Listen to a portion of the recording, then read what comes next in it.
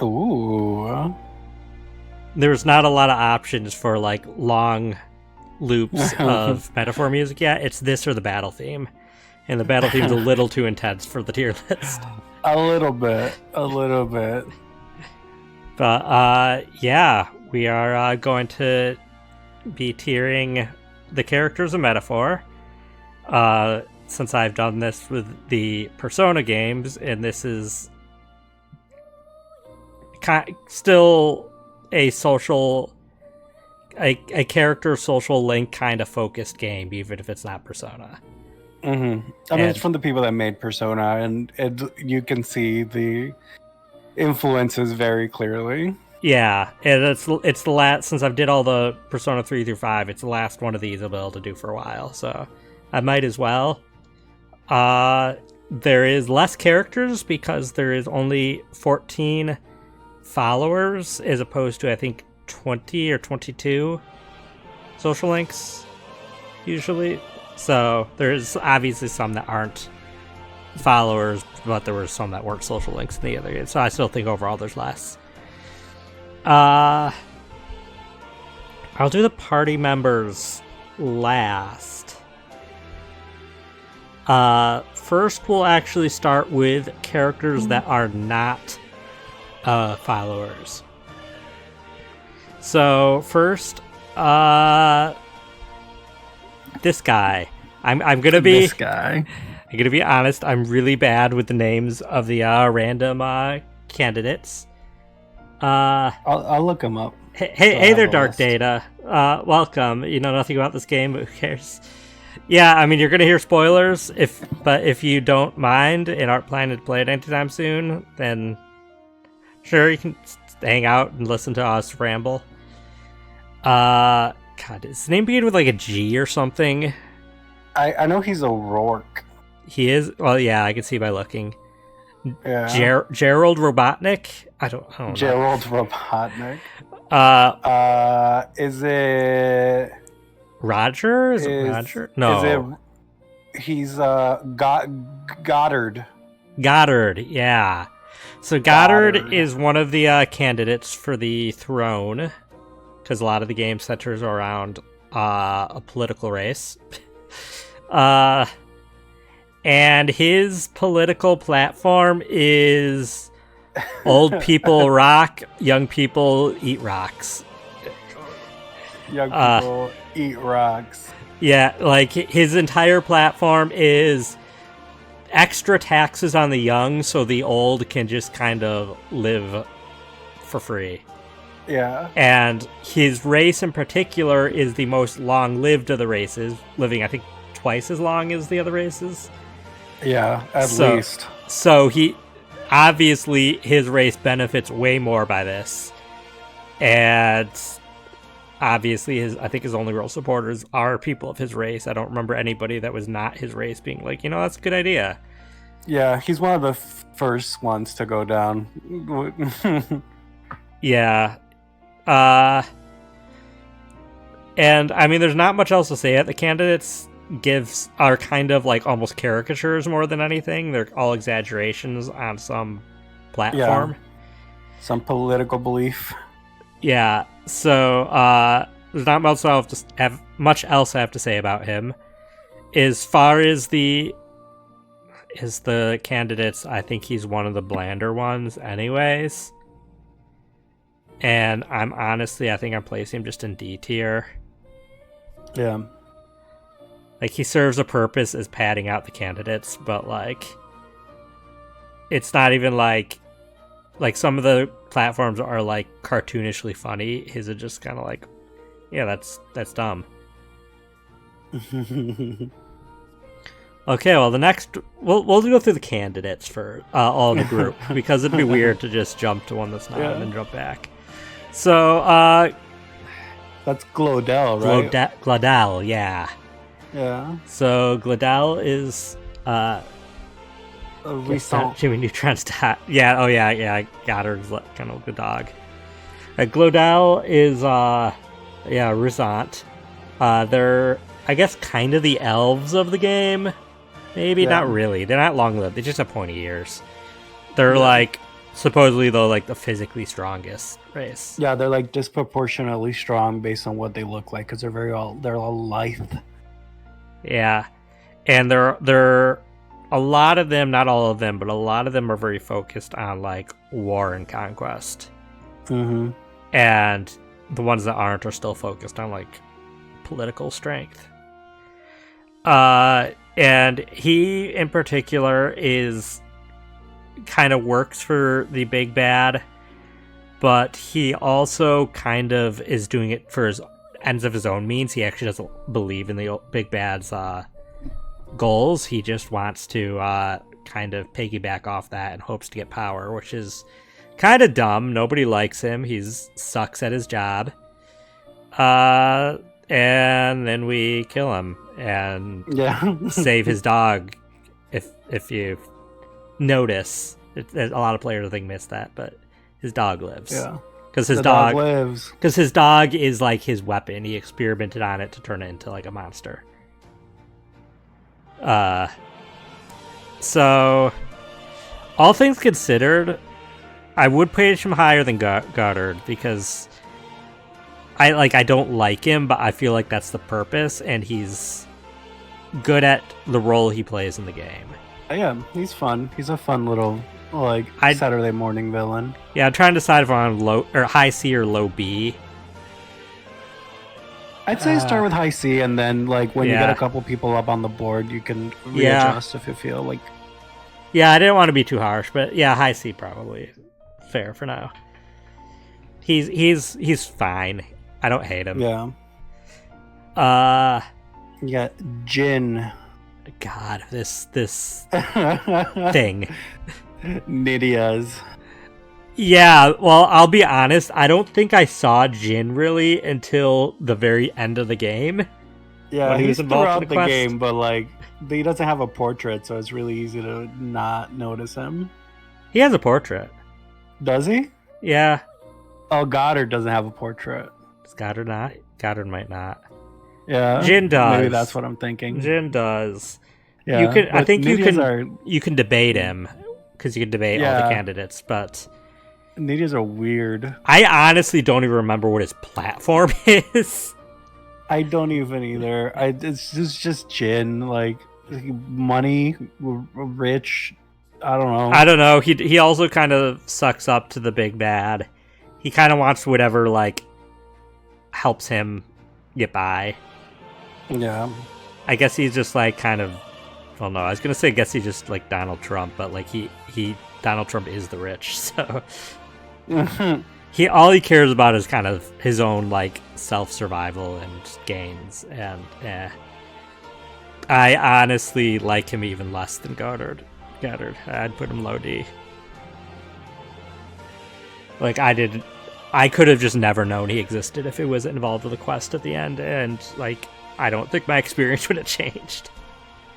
So, next is this guy. Yeah, I think this is Roger. Is this not Roger? Let me see the list I got. Roger Ward. Is he Clamar? I can't tell. The picture's so tiny. It's hard. I think that might be Roger. Yeah. I think that's Roger. Roger, if I remember, was a self-help. That was his platform, like self-help. He's pretty forgettable. I don't think I'm thinking you miss it. Yeah, he's another. I don't think you unlike Jin, who you at least can fight in a quest. I don't think you ever can fight Roger. Yeah, anywhere. He's completely optional to interact with throughout the entire game. Like he doesn't get involved in the story or anything at any point. I'm putting him at a high F because that's fair. Like it's not even that I hate him. I just could not care less of his existence. Yeah, he is so boring. It's like they could not exist and it doesn't matter. Yeah, Roger has the same vibes as those who. There are some who call me Tim. Yeah.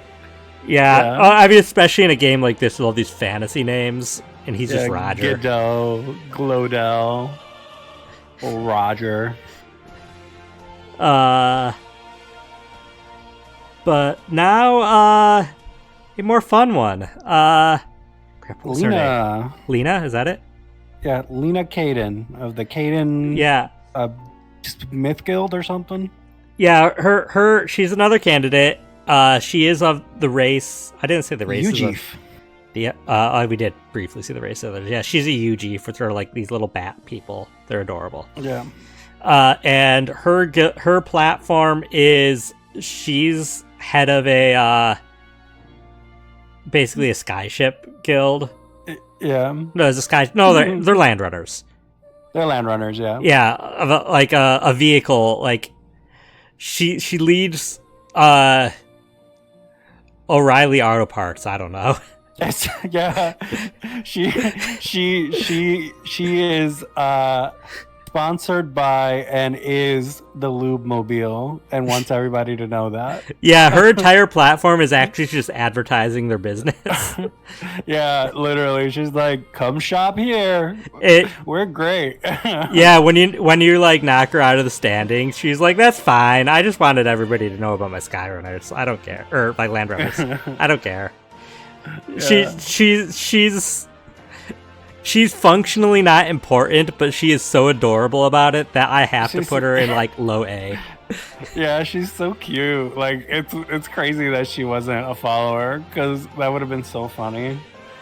Yeah, I mean, I could if they wanted to have as many followers as Persona has social links. I probably could find like 8 good characters to be, and she'd be one of them. Yeah, I wish we got to know her a little more, but she's fun. And honestly, we're going on to another, I think, more interesting candidate, Loveless. Yeah, Loveless O'Shea. Loveless is a Parapus, which are like beast people. Oh, sorry, Dark Data. Lube Mobile is a Australian thing. Look it up if you want. They have a funny commercial. It's lube is in for like vehicle like assistance. Yeah. It's a running joke in the early days of Shad JV streams. Not even that early, just a couple of years ago, maybe 2-3 years ago. It's a thing that an Australian streamer I used to watch had a lot of memes with it, but it's a real Australian company. But yeah, so Loveless is a Parapus, these beast people that are basically in a game all about discrimination. They are maybe not the most discriminated, but the most discriminated people don't even know if they exist. So they're otherwise the most discriminated. To the point that they are regularly experimented on and hung at the gallows for petty reasons. Mm-hmm. It really sucks. It's messed up. And it's unfortunate. Loveless's political... What? I was just gonna say most of the beggars in the game are that race. Yeah, they're the poorest class basically. Yeah, because the only more discriminated class again doesn't live in their society, so is not exist to be the poorest. Loveless. Oh yeah, I do want to say about the Parapus. They also have a thing about they are very much about like celebration and partying and having fun. To the point that even their funerals are celebrations of life. Loveless, in particular, his political platform is booze. As I said, they're all caricatures. His is, if he's elected, alcohol will be free and there will be a tavern on every corner of every major city. Iconic.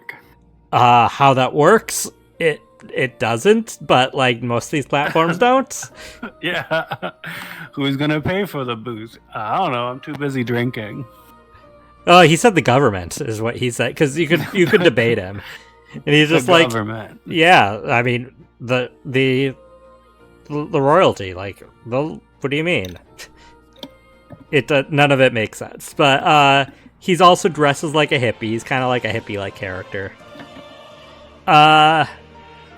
But he is kind of fun. He's very confrontational for most of the game until you kind of like win him over on your side. And But I never really... I liked seeing Loveless. I thought he was a fun little, like, if I had to get confrontational with somebody, I want it to be with Loveless. Yeah. I'd put him in, like, a high B currently. I'm not sure if you have opinions of these characters, because I know you have. You played it more recent. Yeah. It's pretty much the same so far. If you want, feel free to fill out the tier list yourself and post in the Discord after. Okay, so next is trying to see little portraits. Oh, here. That's Milo. Also, the person in F tier, I think it's actually Julian. Because the only, like, the Clemar next Roger's the purple. Julian, though, is the... that's... I was right about the character. He is the self-help. Julian is. Yep. Okay, well... Roger does exist as a character, though. That is just a regular name there. But Roger, right now... Milo, who is practically Milo, a real name, but they pronounce it weird. Milo Maurizio. And his political platform is beauty? Yeah, the beautiful should be in charge. Yeah, the more beautiful you are, the higher in status you should be. The uglier you are, the lower in status. And again, this is a really insane platform to have. He's also kind of hideous looking, so like... Yeah, he's kind of really hard to look at. Yeah, so like, I don't... Like, I assume it's by his standards, but like, that's such a subjective trait to try to like enforce. And he's also really much an asshole. My favorite thing is when you finally defeat him in combat, and or maybe it's right before you fight him, and one of the fellow party members is like basically says something along the lines of I don't get it, is he like attractive? Which is, it's just, he sucks. He does have a little bit of amusement, though, so I will put him on, like, a low C, but, like, everybody in C is going to go higher than him. And that's just mainly because I think he has a memorable enough design. And a platform just ridiculous enough that it's good for the jokes. So... oh god, I guess this is a candidate, so we'll do Godot. Godot is a bit more than just a regular candidate. He's kind of important to the story. He is the leader of the warrior monks who serve the fantasy Catholic Church. So he is like the lead crusader, paladin, I don't know. And it's not as memorable it is here, it's enjoyable. Yeah, Godot is... He's super, like... He is one of, like, the big people in power for the church and, in general, the whole country. But he, unlike a lot of the leaders... I feel he's one of the less corrupt, as in he, like, fully believes what he's doing is just. Yeah. In fact, to the point that he kind of gets redeemed in the end, if you consider it redeemable, but, like, it could be. He ends up, like, devoting himself to, like, serve the less fortunate and stuff. When he realizes that everything he knew was a lie. So he's, all things considered, like, when I played, I absolutely hated him. But, like, if I replay this, I don't really dislike him that much. Because I know that he's not just trying to be in power. He's trying to do what he thinks is right and best for everyone. He's still a bit of a dick, though. He's going in B tier below Loveless. He's a dick, but he's not trying to be a dick. Yeah. I'm gonna skip this character because they technically aren't a candidate most of the game.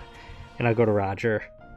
And Roger, what even was Roger's platform, though? Ooh. I might have to look it up. Roger Metaphor ReFantazio. Oh yeah, basically no rules, no laws, complete freedom. He doesn't even look it, but I guess he's an anarchist. Yeah, well, the wiki says he's also known as Roger the Libertarian. Basically, yeah, he's the less the government has control over, the better, in his eyes. And yeah, he's another one you don't really interact a ton with. You don't fight him or anything, I don't think. You can debate him, and he does kind of come to your side in the end, along with a lot of characters. But honestly, he's a less amusing Loveless, in my opinion, where he has this extreme unrealistic view, but he's not really as fun. I'd put him in B tier, above Godot, below Loveless. Oh god, what's this guy's name? Good. That's is it? Gosh, I don't remember. Let's see. Metaphor candidates. This is only gonna be the candidates. They're gonna keep being who are the names? Because the candidates ultimately aren't super important. He is Rudolph.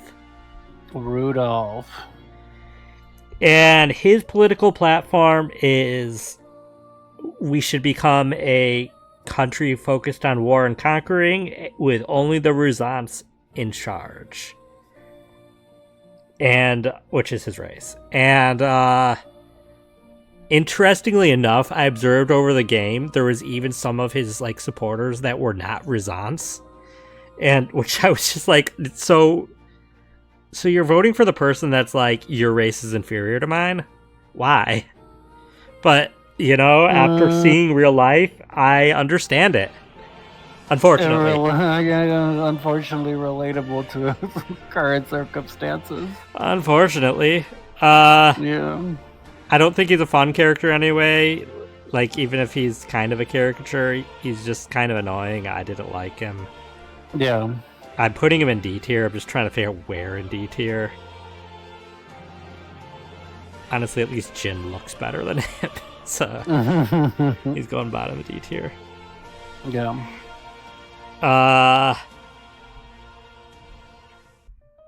Let's see, any more of these? I mean, technically a Denny, but a Denny kind of serves a bigger plot, so I don't know. Yeah, but I did Gladell and Godot despite that, so.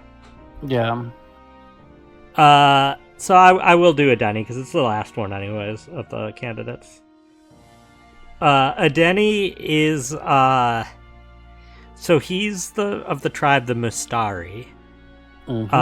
Which their trait you can't really see well. You can kind of see if you look really closely. They have a third eye in the center of their forehead that they can't. I mean, the game says they can't open and close it and stuff, but one of the party members does. So I don't know, but they can't see out of it normally. They see magic essentially. And they don't live. Most of them don't live in the mainland of the continent. They live on a separate island. They're pretty heavily discriminated against because they are. Did the music just stop or? Hello? Are you there? I'm here, yeah. Okay, my computer just suddenly oh, my whole browser just froze. Oh, weird. And no, not the whole browser, because the tier list works fine. Enjoy a brief silence while this tries to unfreeze, but I'll keep talking. Edeni, so the Mistari live on this separate island, and they're regarded as pagans because they're the only ones that don't follow the state religion. Long story short, he's the leader of them on the island, the chief basically, and he is originally a candidate to all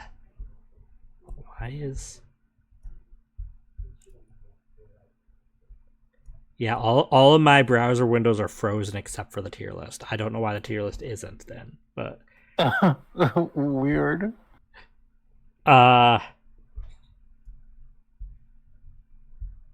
Is it frozen? Yeah, okay. So yeah, Edeni's platform, I don't think it's even really addressed. Like, he wants better treatment of the Mistari, but I don't think you can debate against him. And he drops out of the race like halfway through the game. So as far as I'm aware, he doesn't have a political platform that's really stated. Not that I know of off the top of my head, yeah. Yeah. But otherwise, he's the brother of a party member that I'll get into, and he's kind of has a character arc of him basically kind of not trusting any of the outsiders, but you kind of win him over and find out that he will go against his tribe's customs for the sake of protecting his sister, because he really loves his sister. He's a good big brother. Now the tier list is frozen too. Cool. Uh-oh. What do I do? I'm still here in case you think your computer's flipping. It's just the browser. It's just Chrome. I think I have to close Chrome and reopen, so the tier list is going to briefly disappear. I don't know why Okay. Well, that's music's back.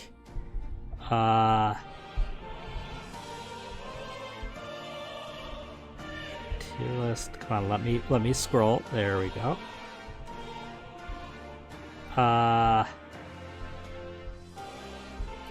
Make sure. Okay, it's visible again there. Kinda.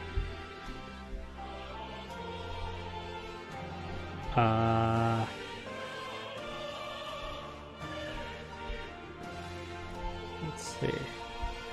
That's good enough. Oh god. Okay, actually it's not lined up now. And then I gotta make it so it's on Discord again. Share screen. There we go. I don't know why my computer decided. We're back. And it's saved for the most part, but there you are. So yeah, overall, I do really like Edeni. Do I want to put him low A or high B? I'll put him on high B. Current top of B tier. I will say, when I first saw Edeni, I thought he was going to be a party member. He has a very all Mistari wear is it a mask? I guess. Yeah, I guess like a helmet. Mask. Yeah, mask, helmet, something. Mask, helmet thing. And he has one of the most unique ones, looking like I think it was like a rook, like from chess. Yeah. And so I thought he was being a party member. He wasn't, but he's cool. Now I guess I will do the last candidate that's not main character or main antagonist, even though they are more important than just a candidate, and they aren't a candidate for most of the game. Rella. Rella is she's the first one of the race of crap, what are they called? Ixkia? Ixkia? Ishnia? Is it is there? Why can't I? Wait, I had it pulled up. Yeah, Ishkia. It's Ishkia? Why do I not remember the K? Ishkia. Yeah, I don't know why I don't remember the K. Ishkia. So yeah, they basically have wings that are vestigial. They can't fly with them, and they're just kind of wrapped around their waist. No idea if they can move them. We've never seen them move them, but she is known as Saint Rella. She is considered a saint because she will she devoted her she is a very strong healer, which healing magic's rare apparently, and she's devoted her life to helping the less fortunate for free, despite the fact that usually a strong healer like that would be working for the royal family. And a lot of her kind of course, as always, spoilers, but she's very a lot of it comes from, as a child, she essentially was forced to attempt an assassination on royal family, and she is spending her whole life trying to atone for that because she didn't even want to do that. The church sucks in the game. Yeah, and she ends up helping the main characters in the end. She has a very tragic story. And fun fact that some of those that have played the game might not realize, through data mining, it was found that she was at some point going to be a party member. Which, who knows, maybe they'll do that for the definitive version of the game or something. That'd be great. Yeah. It's hard to know what she'd be because, like, there already is a healing class, but maybe there could be a better healer. Yeah, I mean, spoiler, but like she could kind of be like a curse breaker or something, like focusing on like debuffing and putting status ailments. Well, we currently do have classes for that, but yeah, they could figure something out. Yeah. Either way, I do really like her. I will put her in A tier, I think right above Lena. Right above Lena. She's a very, despite being an assassin, she is a very sweet person. And again, she didn't want to do that. So, okay, well now other NPCs that are not not followers of any kind, and I'm still gonna hold off on one particular one. So we'll start with why is her name escaping me?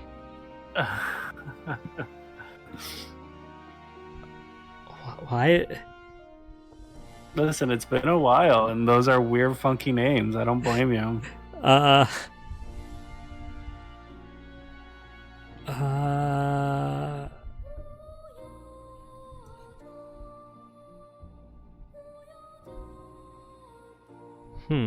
I almost found it. Crigante is her castle, which is weird that I found that first. But Crigante? Crigante with a K. Crigante. She's Crigante. Dang it. Martira is the city. What is... Joanna. It's not even a weird name. Joanna. It's just Makoto's persona. Yeah, it's just Makoto's persona.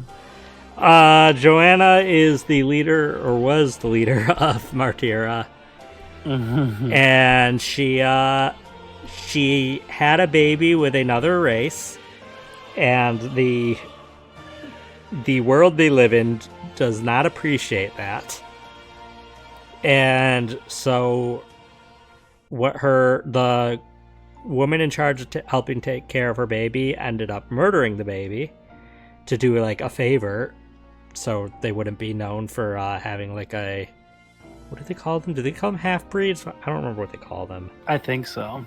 Yeah. And in her grief, she ends up finding a human. If you haven't played Metaphor, humans are not humans. Humans are terrifying monsters. And she finds one that's a giant baby head. Well, I guess it has legs. Or feet, rather. And she raises it as her own, even though it's eats people to survive, and she's feeding children to it. So she is not a good person. She is a grieving mother, and she does feel guilt for what she did, and ends up turning herself in after you bring the truth to light, and she turns herself in knowing she will likely be executed, and she is executed. And baby head like Phineas and Ferb, much more terrifying.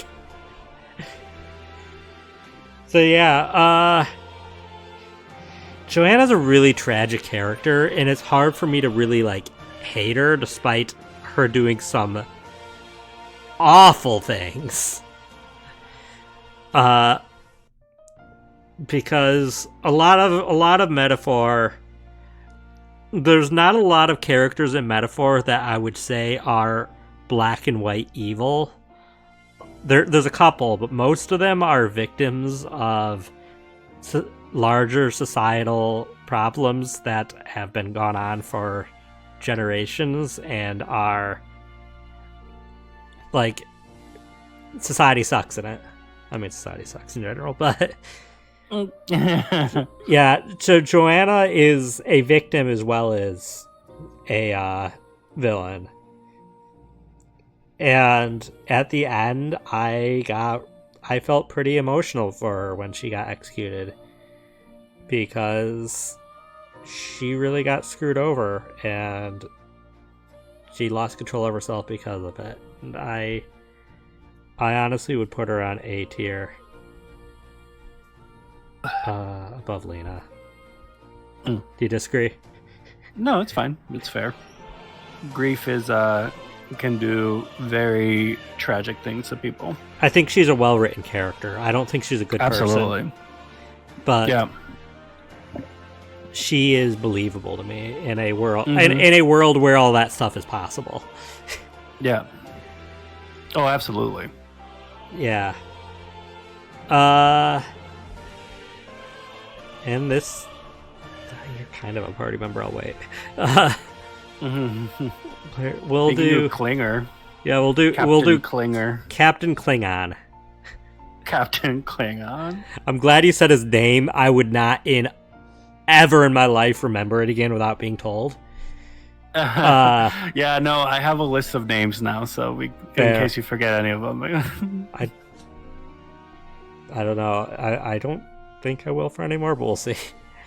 Klinger is honestly probably the most minor, one of the most minor characters on the list. Probably the most, actually. Yeah. No, it is. It's interesting. I mean, you've mentioned it to me personally, but it's interesting why they bother bringing him back. Yeah, so he's the one that recruits you in the army at the beginning of the game, and then he's kind of the first villain of the game, that he essentially was taking recruits to like get them murdered by a rampaging human by orders of the big bad, to try to kind of get support for the big bad, to try to like politically, I can stop these atrocities.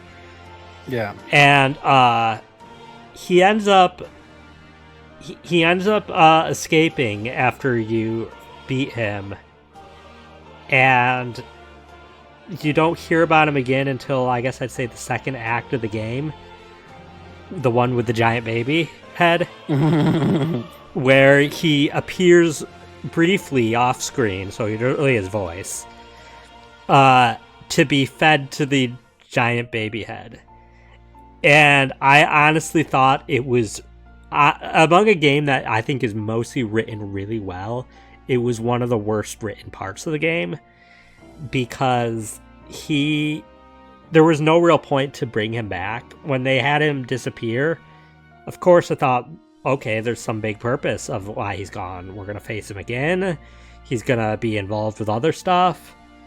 But then just to have him one-off be fed to a monster that we already knew was a threat and was eating children didn't feel like it had any narrative purpose.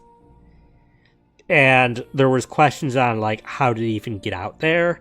That's not really explained. Like, I felt like they just shoved it in just because.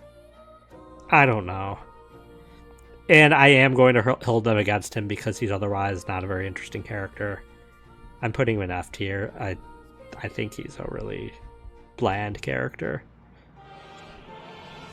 Among us, not a franchise really, but a studio that has made some excellent villains, including some first villains you encounter, I don't think he's interesting.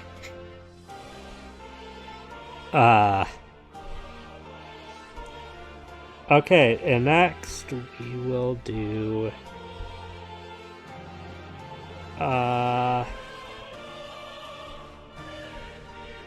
Zorba.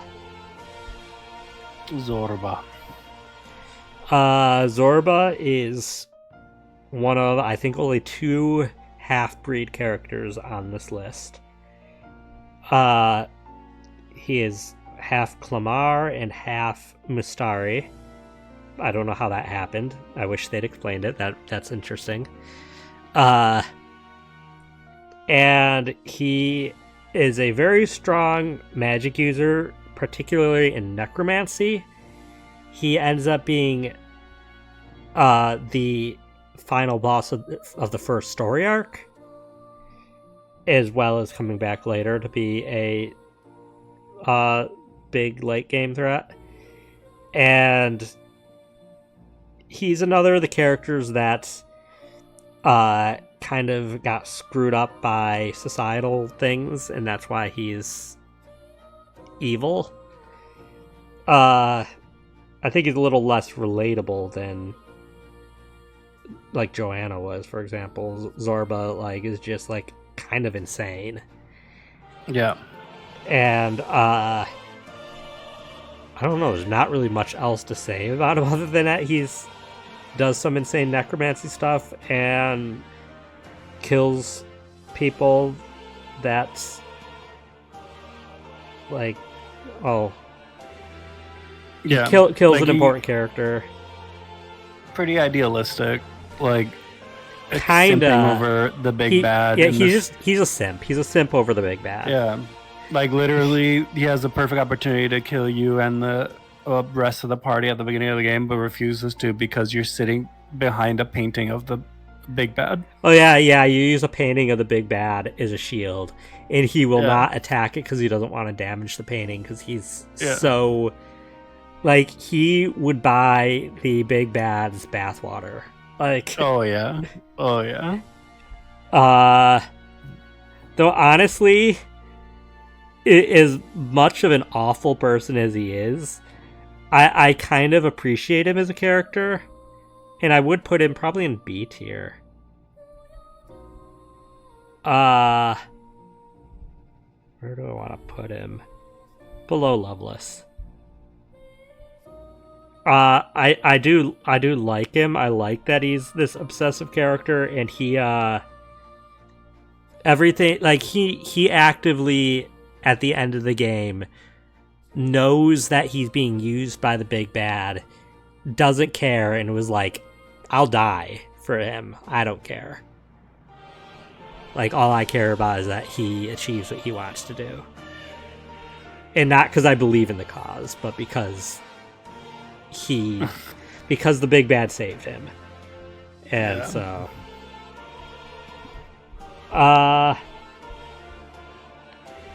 and I guess... Forden? Forden. Forden is... A couple times I thought he would be the big bad. He's the Pope, I guess. Fantasy Pope. He is the leader of the Sanctus Church, the fantasy fantasy Catholic Church. He is responsible for the death of at least one royal in a bid for power. He manipulates the entire country to try to become the one in charge. He ultimately gets killed by the big bad, but he's a legitimate threat that I thought I might have to fight at some point. And if the big bad wasn't in the way, you probably would have to. And it's hard for me to gauge how powerful you'd be because you don't fight him directly. There's not a lot to say other than he's just fantasy Pope. Like, I've seen better written fantasy popes in JRPGs. I will say that.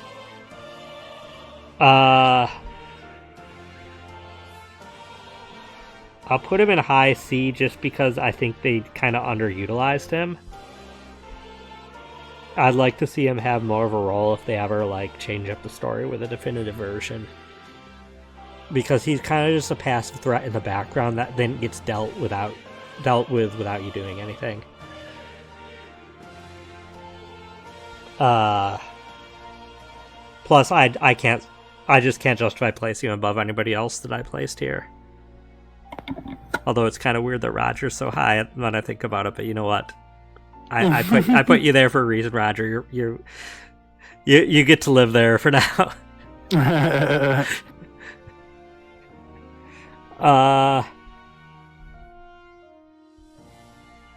I have to move on to the followers now?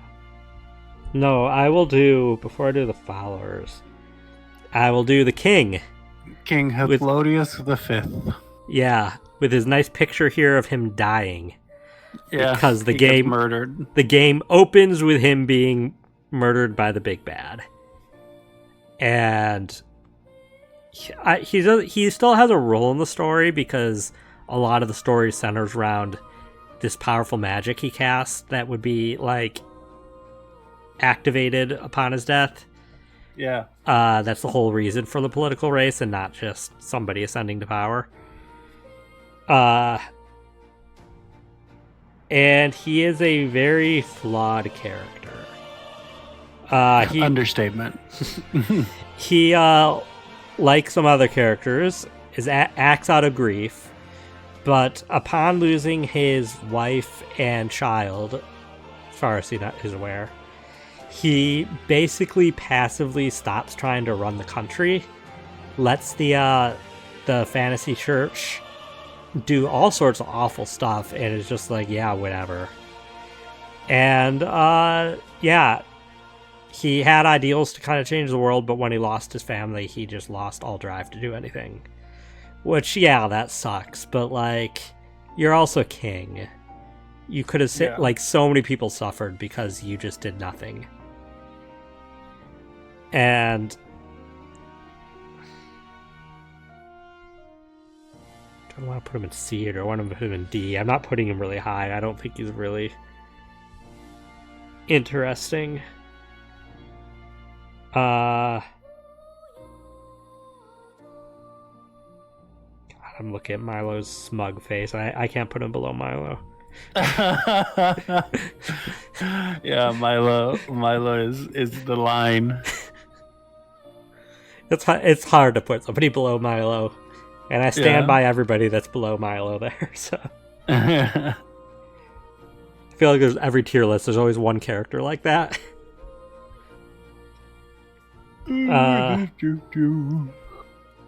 Okay, so now do I want to go straight to followers, or do I want I to... mean, theoretically, you could do the prince because he's asleep the entire game. I have reasons I want to save him for near the end. Fair. I'm gonna just move some stuff around real quickly. We will... Oh! How did I miss you? You're not a follower. listen, like, she might as well be. Yeah, in my brain, she pretty much would. Wait a minute. Yeah. Wait a minute. Wait a minute. Excuse me? Where the heck is Batlin? Why does everybody forget about him? Yeah, quick, add Batlin. I can't. That would take... I'd have to find an image, crop it, upload it. Add him in the ranking, and then I'll Photoshop him in. Batlin, honestly, I'm putting him in S tier. Batlin is S tier. Batlin is probably bottom of S tier. Like, I think any other S tier will go above him. Okay, I'll add him bottom of S tier. Just send me the document. The document? The image when you're done. It's not worth it. I'm just gonna say, for the sake of it, Batlin is S tier. Anybody that's curious can look him up. Batlin. He's great. Batlin is the crier for the church, the official church crier, and kind of runs, or not runs. He's kind of like the MC for the tournament for the crown. Yeah. And like that a lot. Like, okay, fine. He's a decently charismatic bard at best. But like halfway through the game, he kind of finds out a lot of the truths you find out. And he, like, very, very quickly starts to become one of your biggest supporters. And it's wild to me that he's not a follower. If they do a definitive version and they add any followers, if they don't add Batlin, I'm going to riot. He is like a homie that just stands up when everybody turns against you. He goes up to be the only one to bet money that you're going to win the crown, tries to tell everybody, hey, the big bad is obviously doing messed up stuff. Why would you doubt this protagonist? Like, he pretty much puts his life on the line for you and gets nothing in return out of it. And he does also have a tragic story about his dad trying to, like, stand up, also being a crier, trying to stand up for the injustices and, like, getting killed or something. Batlin in general is an S tier character, and I don't know. I'm so mad at them, actually, that he's not on this list. What?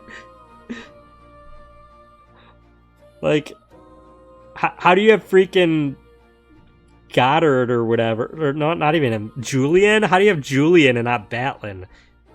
Julian doesn't have a portrait. Okay, well, that aside, I almost missed Fabienne, and it's not because she's unmemorable. It's because my mind was somehow lumping her in as a follower. Fabienne is, she owns the Hushed Honeybee Inn. Kind of your base operations at the start of the game, and kind of your comfort place throughout the game. She is the adopted mom of one of the followers that we'll get to, and the common law wife of a character that I probably will do after her. And she's also very attractive, just saying that. You can't tell just based off of that. You have to see the whole portrait. They did not do that on accident. And she's also just a generally sweet character. Yeah. She's mommy. What? Mommy? I mean... She's honestly she's going to S tier right above Batlin. Right above Batlin. It's so appropriate that Batlin is invisible in this image. I'm so mad. And I will say, if Fabienne didn't perpetually have her hair covering one eye, she'd be right below Batlin. That's just enough to push her above it. I'm sorry. I'm awful. Iconic. So now, I almost called him Rogue. That's his race. Why am I forgetting him? Grius. Grius. Otherwise known as Alcez. Yeah. But I'll call him by Grius because it's how you know him for not most of the game, because you don't know him most of the game. For the part of the game you know. Most of the time that he exists. Grius is your third party member and tutorial on how to use the mechanics of the game of archetypes. And very weird because he's the only character you can awaken him to an archetype without seeing awakening scene. Yeah. And I've not really found any sort of answer that satisfies me yet for that. Like, I've found explanations, but all of them are plot holes with other characters. Basically, they just threw up death flags. You knew it was going to happen to him. Like, I didn't even feel like I only felt bad because I felt bad for the other characters that were affected by his death. Like, I was like, I have zero attachment to you. Pretty much the moment you appeared, you had a death flag right on you. So yeah. That being said, he's a fine character. I guess my only complaint is I wish they did a better job of hiding that he was gonna die. Because, like, they've done that. Like, Persona 3 completely threw me off. And, like... Yeah. Like, Persona 5 did too. Like, Atlas, why didn't you hurt me the way you used to hurt me?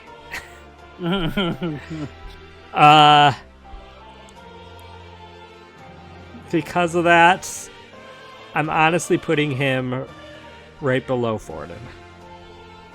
I don't hate him as a character. Honestly, I'd like a lot. It's hard to, like... I'm not sure there's many characters I outright hate as a character. Like, you have to get into D tier lower. And even then, like, they did some well-written characters, even the ones I don't like. Yeah. Grius wasn't around long enough for me to form enough of an attachment. And any attachment I have to him exists through my attachment to other characters. Mm-hmm.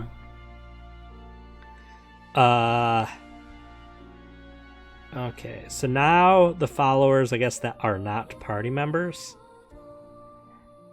Okay, guys, you're as good a character stars as any. Barton is his name, right? Listen, you said you knew him all. I put my phone down. I gotta go find it again. No, it's Barton. He's pretty much your uncle in the game. Yeah. It's always sending you care packages. Yep, he's, I guess, not assistant, but like commander or something under Joanna, but ends up kind of being thrust into the position of power for his city after she is executed. And he's kind of intimidating guy that loves kids, and they're all terrified of him. He's generally just trying to take care of everybody. It cares immensely about the people of the city, but he gets carried away and essentially becomes like a police state over them all until you kind of snap him out of it. He's a good guy, but honestly might be my least favorite of the followers comparatively. I kind of didn't like seeing him spiral out of control for his thing. But I mean, it was a character arc, and it was, at least he had a character arc. I'd put him...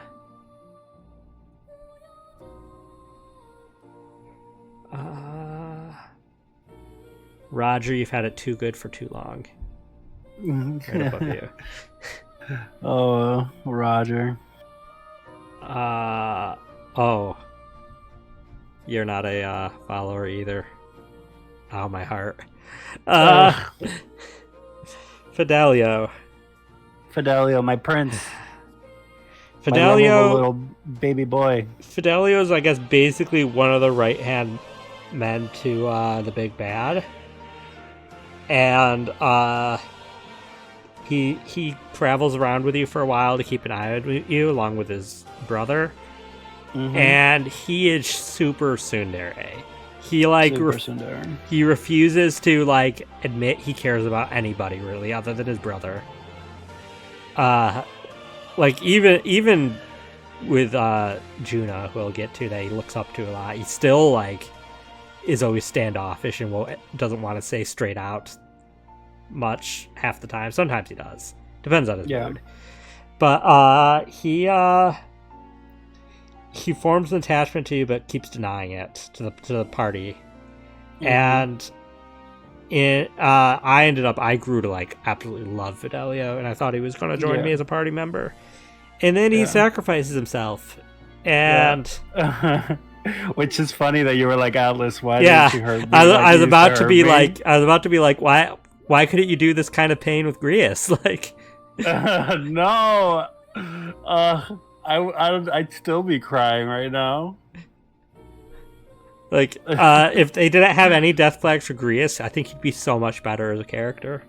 Yeah, for sure. I couldn't form an attachment when I was like, I know you're just gonna die. Like, yeah. Fidelio, meanwhile, I had no idea, and so, I mean, Fidelio. I had some bad feelings that it was gonna be him or his brother, but I wasn't leaning towards him, and he's just a little grumpy puppy boy. He's S tier for me. My heart aches every time. Even higher than Fabian, even without his eye covered. Even higher than Batlin, invisible as he is.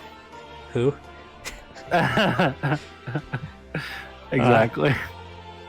But yeah. Now I guess back to followers. We're going from one page to the next. Cuculus. Sorry, Alonso, as you actually come to know him, is his real name. Yeah. He is a con man. He's a con man, unapologetically so. Yep. Like he never stops being a con man. Yeah, but he's a con man who he's like. Was he an anti-hero? I guess not an anti-hero. He's doing it for what he believes is just. He's of the mindset that the only way to deal with the con men out there are to con them back.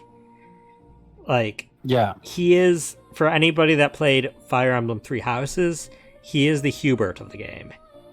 That sometimes you have to fight dirty, you have to do dark things if you want the best things to happen. And I kind of usually... Admittedly, I guess I like that archetype because I like Hubert. Yeah. I think that it's, as much as it's not a position that I feel I could be in, I feel like it's kind of a real position. And it's kind of a similar extrapolation of what is it? That you can't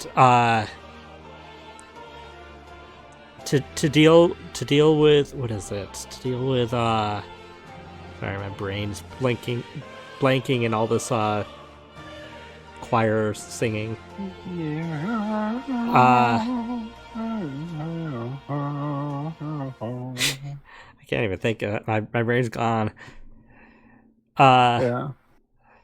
Well, in an unjust world, you have to be unjust, right? Yeah. I don't know. It was a famous. Oh, please tell me the music didn't do it. Oh, it just gets the end of replay. It's a famous quote about to deal with whatever the word is, intolerance. You have to be intolerant of intolerance. Yeah, it's that kind of idea. When if they're not going to fight fairly, there's a certain point where you can't win if you're just fighting fairly, and it sucks. But I think that's he plays an important realistic role in this world that kind of sucks in game. Yeah. Unfortunately, he kind of gets screwed by it all. And when he's conning the con man cons the con man conning the con man. It sounded like he had a stroke, but I guarantee that was all accurate. He gets conned when conning the person that he thinks is conning him. And the result is his innocent adopted mother is murdered and dies in his arms. And the town blames him for it. And it's so painful. And it's not even the most painful part of his story. Because then, after you convince him not to off himself, he ends up seeming to sacrifice himself in your name to get you more popular. Which so far, both in my playthrough and in the one other playthrough I've watched, both times the player was already at max popularity that they could be at. They were at the cap for popularity at that time, so it didn't even get more popular. I was the same for me as well. Yeah, it's extra salt in the wound, even though it's just like an artificial mechanic. Yeah. And thankfully, he was just one con deeper and he did live. But God, my heart. I honestly think that Alonso hurt me even more than Fidelio with his father. Just because both the back-to-back, his mom dying, and then him seeming to die. That was painful. And he's definitely my favorite of the non-party followers. So yeah, I'm putting him right there. Currently top S. Currently, at least. And now we'll move on to Fantasy Nanako. Fantasy Nanako. I almost said Maria. It's Marie, right? Yeah, Marie.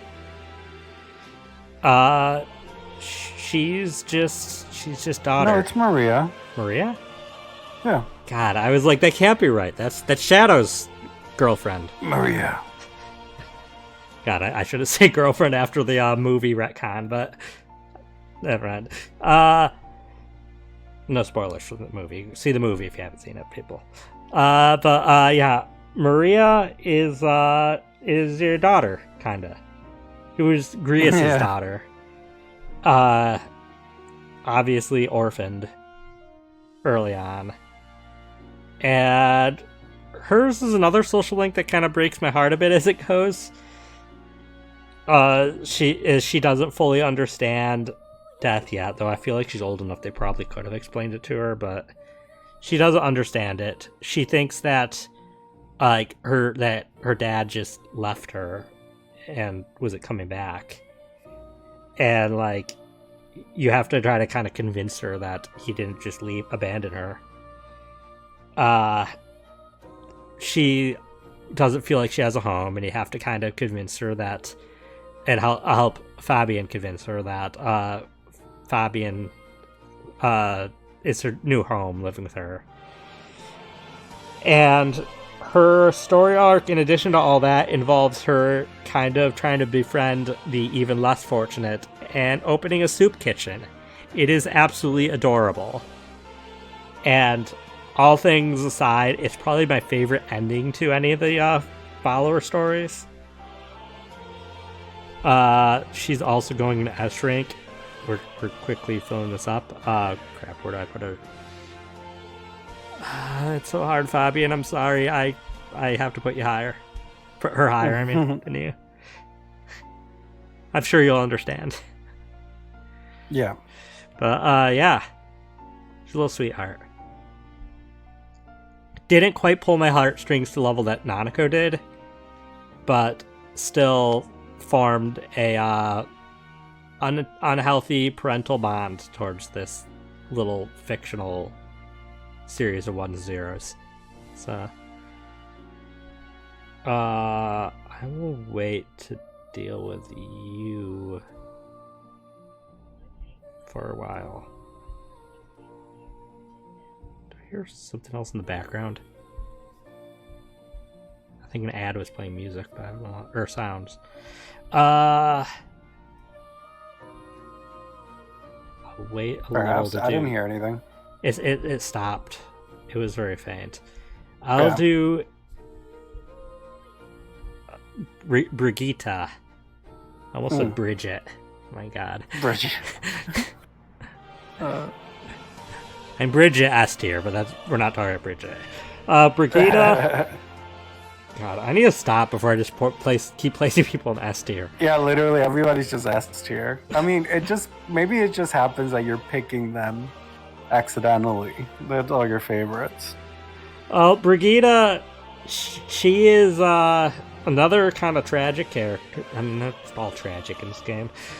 She was an orphan, had to live on the streets fighting wild dogs for scraps, and as a result did what she had to do to make a means for herself, establishing a business selling magical weapons, and trying to also undermine said business at the same time because she knew the church was wrong, but also needed money to fight. It's a very complex situation she's in, and early parts of her social link are her you taking care of her pet dog that she refuses to get attached to enough to give it a name, and then pet dog being kidnapped and murdered, and turns out she was attached to the dog, and it was a ploy to try to get her to burn down a city that she doesn't. She ends up sparing, but then the church burns it down anyways, and sends the surviving orphans after her to kill her. It's just a mess. It's just worse and worse and worse and worse. She ends up managing to convince the orphans to not kill her and let her try to take care of them and salvage the remains of their lives. Honestly, if romance is in this game, she might be my second pick for romance. She's pretty badass in my opinion. I need to not put everybody in S ranks. I'm putting her top of A tier. There we go. But I do really like her, and I think her story is really, really, it's a roller coaster, but I think it's a well-written roller coaster. Yeah. Also, she has the most busted class in the game that's not character specific. I'm not sure if you've seen that, but what, ways you can break the game with it or something? Yeah, with Tycoon. No. I mean, it's just because it gets extra money when you defeat stuff out of battle, and then in battle you could just throw that money to do insane almighty damage. Apparently one of the best strats to efficiently quickly get through the game is 4 Tycoons. Just have everybody do Tycoon. So that makes sense. Yeah. And you make more than enough money back from all 4. Mm-hmm. Yeah. So now sure. Catherine. Not to be confused with Catherine from the hit game Catherine. Also or by Catherine Atlas. From the hit game Catherine remake. Oh yeah, there's 3 Catherines, aren't there? Yeah, there's a third Catherine with a Q, the third one. Oh, this isn't Catherine though. This is Katarina. Katarina, yeah. I don't know. I feel like it has to still be kind of vaguely a reference because this game is full of references to Atlas stuff. Oh yeah, pink hair. But she is a.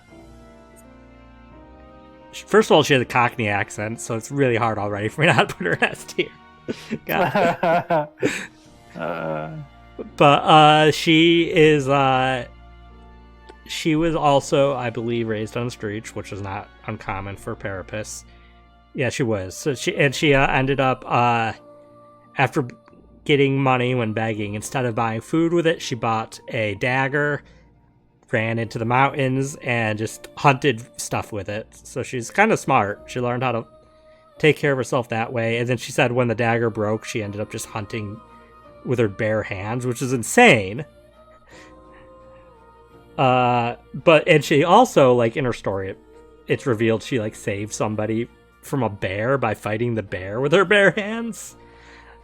Listen, she built different. Yeah, she's also like 10 feet tall. Not really, but she's probably like 6'10" or something. She is a tall queen, and she also is a candidate, but I didn't go over her with other candidates because she's also a follower. And her platform she runs under is Eat the Rich. Eat the Rich.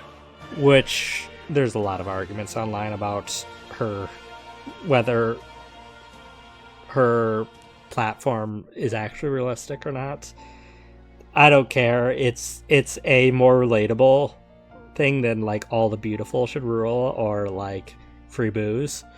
So, but of course, halfway through, she ends up realizing that a platform built on stealing leads to more stealing, and then everybody's stealing. And sure, I guess I still kind of agree with her anti-billionaire or thoughts and stuff, but whatever.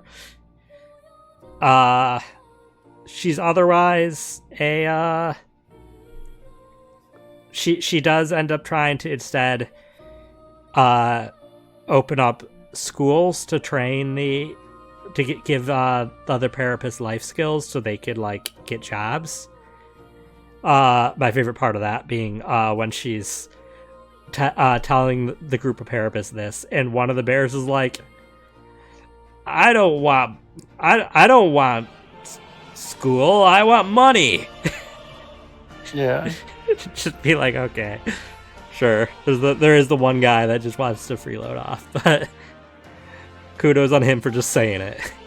Yeah.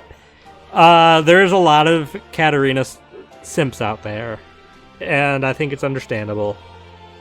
I'll put her, I'm gonna say I still like Brigitte a little more. They're very close though. They are both strong queens.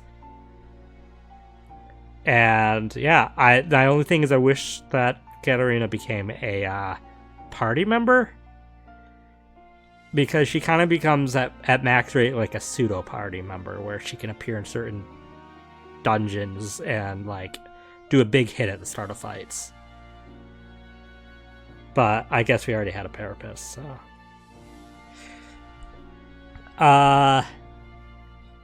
okay, the last follower that's not a party member, but well, not last. There's one I'm doing after the party members.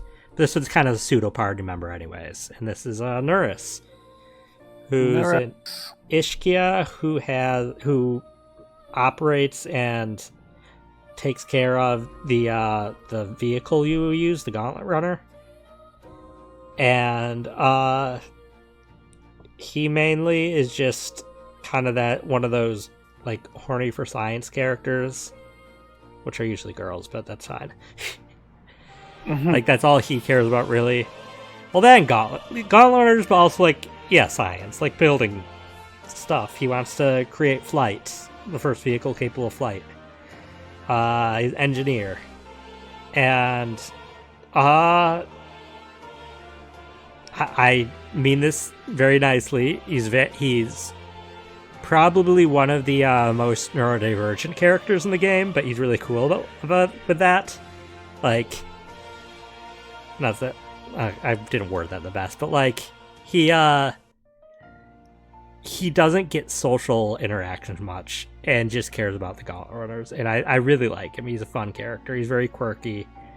He was like engaged to be married, but like ended up caring about working in Gauntlet Runners more, and while he was just away, not taking interest in his engagement, she just married somebody else. He's fun. He is also going in A rank. Honestly, right there. Right below Katarina. He's another character that I could see being a party member in a definitive version. Maybe. I don't know. It's hard to see him fight directly, though. Yeah, I mean, what he does currently makes the most sense as something he could do, you know? Yeah, I did at one point. I proposed kind of this idea of how I thought the game would work with the Gauntlet Runners. You could do fights on the Gauntlet Runners, but they're just normal fights on the deck. I originally thought you would fight Gauntlet Runner versus Gauntlet Runner, and that there would be these like special types of battles. And if they ever decided to go with that route, I think his skills could be reworked to like give you more abilities for that. Mm-hmm. But yeah, he's fun. Now, I wish I remember her full name. I know Hulkenberg. I don't remember. Oh God, you ready? Oh, do you have it there? Yeah. Okay, Lord, it's Iselin Borcelli Maya Hulkenberg. God, that's a lovely name.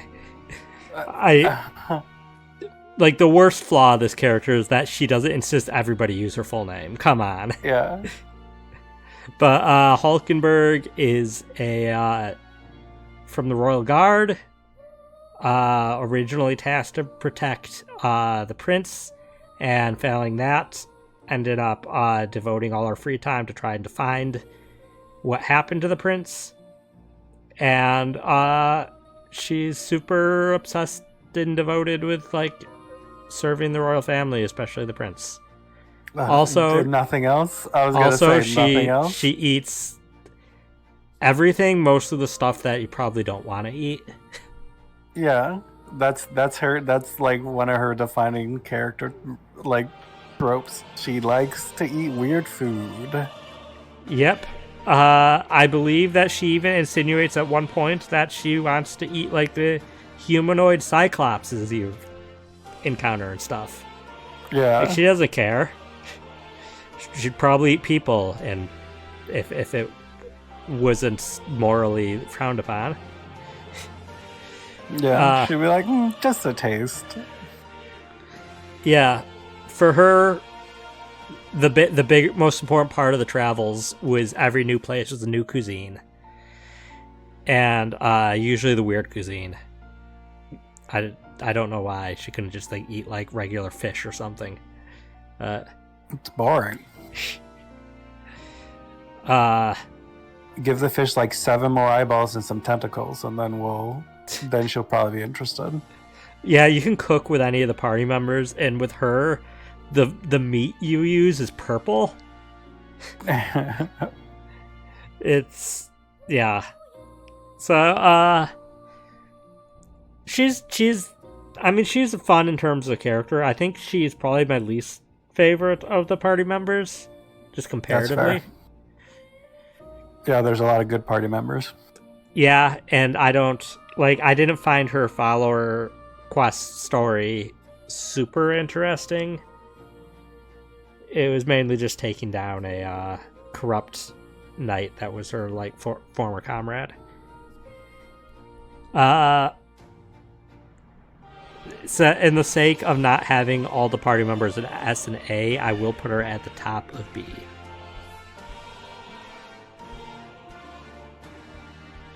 But B is still really good. Like, S is like, I would die for them. A is like, these characters are amazing, and B is like, I really like these characters.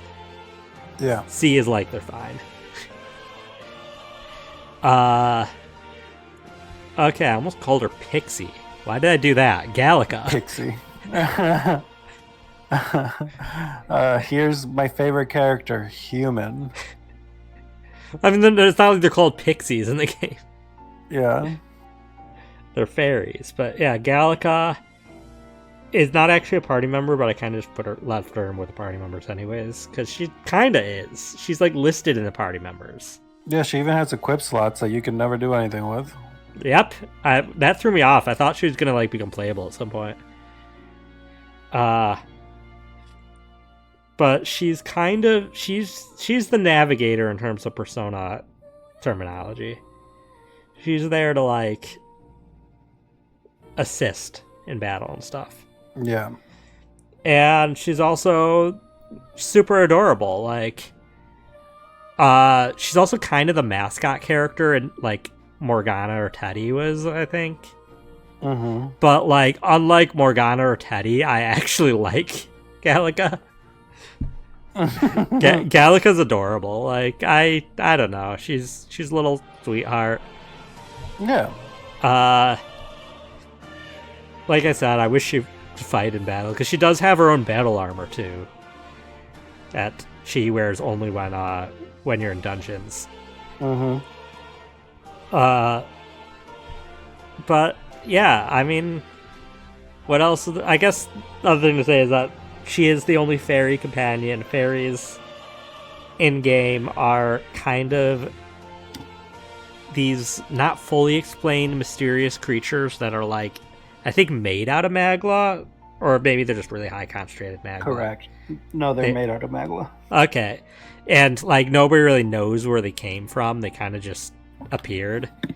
Most of them don't really have a sense of like time or like cares about stuff. They just kind of exist. And just do whatever they want. What? They're like functionally immortal. They are functionally immortal. It does specify that they can die.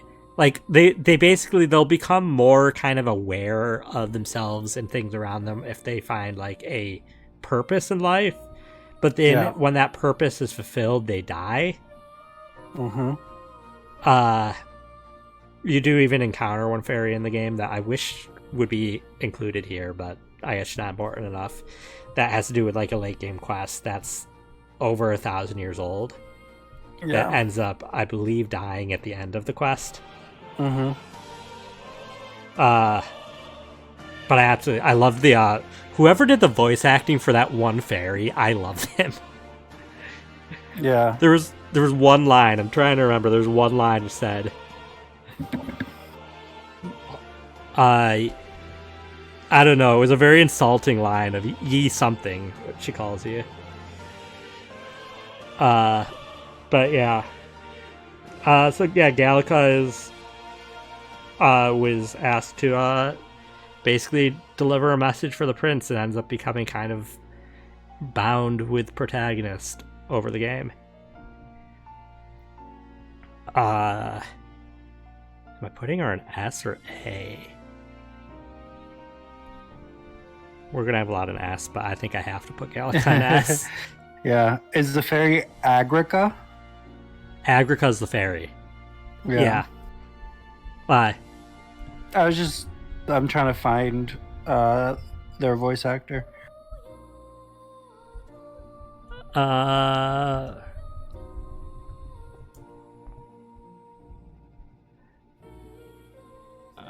Seeing if I could find it. Oh, I found the voice actor. That's Devora Wild. But I can't find the quote. I don't know. Oh, she voiced Lae'zel. Fair.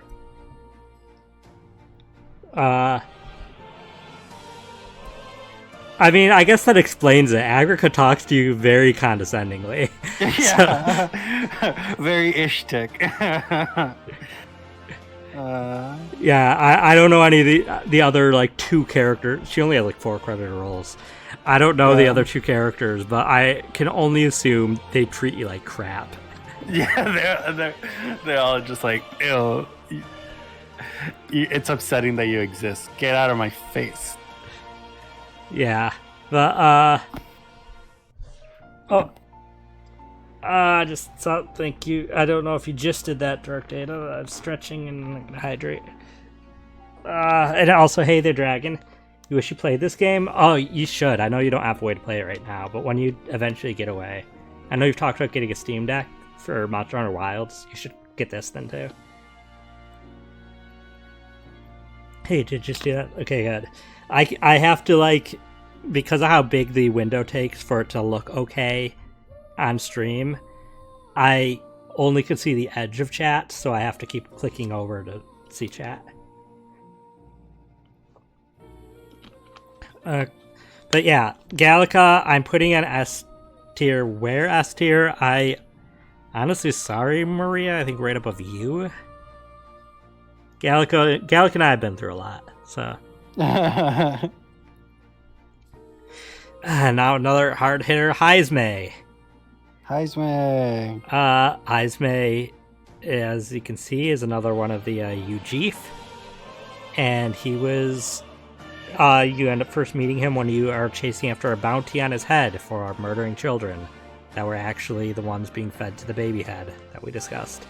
So, Heismay was a former knight, specifically in the Shadow Guard, which was the division of the knight of, here are the knights that we don't want anybody see them working for us because they are the lesser tribes, which really sucked.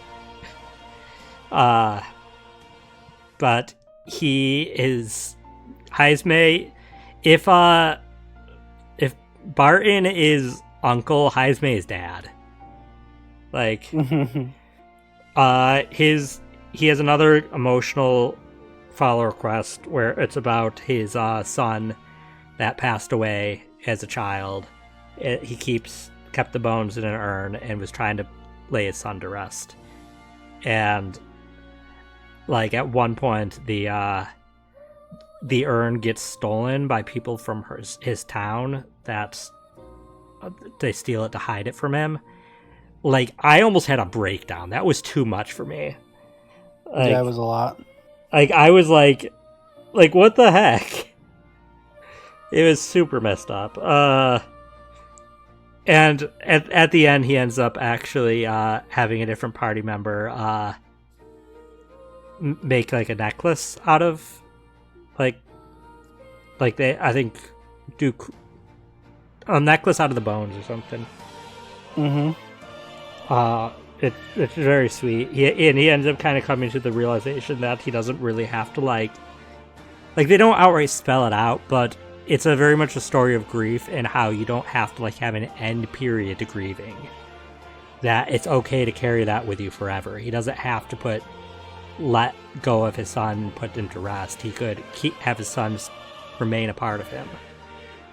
It's a very heavy-hitting topic for me, and he and I can't imagine, like, that's a whole different thing to lose a child, because you never think you're going to lose a child. It's usually the other way around.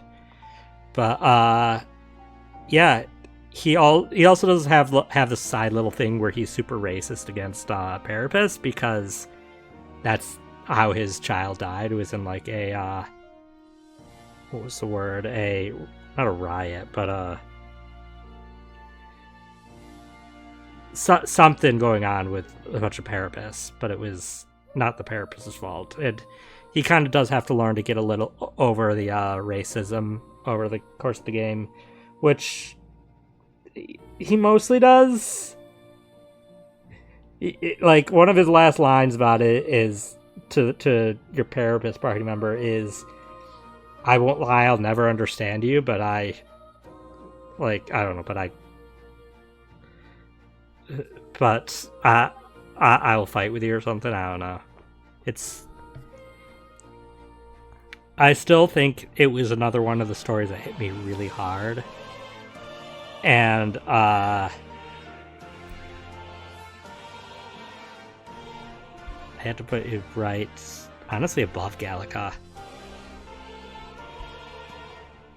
Heismay was one of my favorite party members, and he's also he's probably the most busted of the unique classes, because each character has a unique class, and his has passive that if he dodges an attack, the opponent loses all of their turn icons for that turn. They lose all their turn just ends.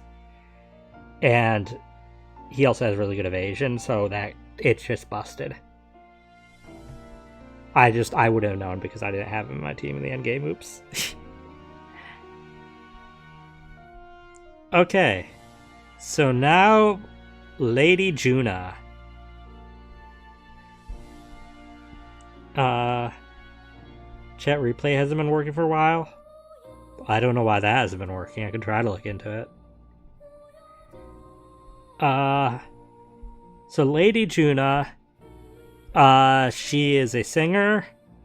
It's kind of the Rize of the group. Yeah. Like, if I tried to assign Arcana to the characters, she would be Lover's Arcana. She's super flirty and knows how to flirty in that she manipulates people with flirting. She doesn't flirt really casually. And she, a lot of her character arc has to do with, trauma from her childhood because she was a child slave, which is really crazy that they kind of casually dropped that and only mentioned it a couple times. Yeah, and otherwise it's also a really wild character because the entire reason that she is joining your quest for essentially there's a quest of a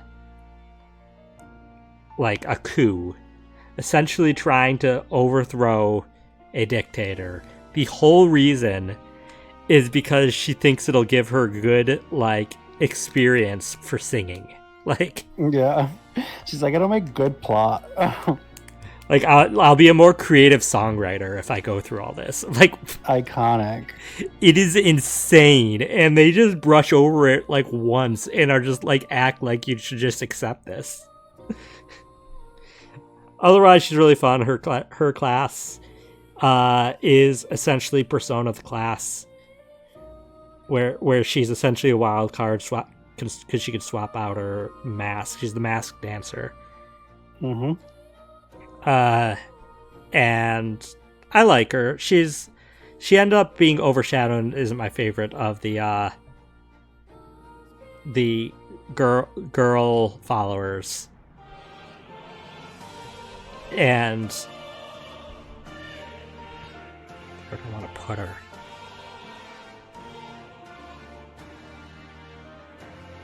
Yeah, she can go. I'm looking ahead, and I don't think it's gonna balance out fine. She can go and S.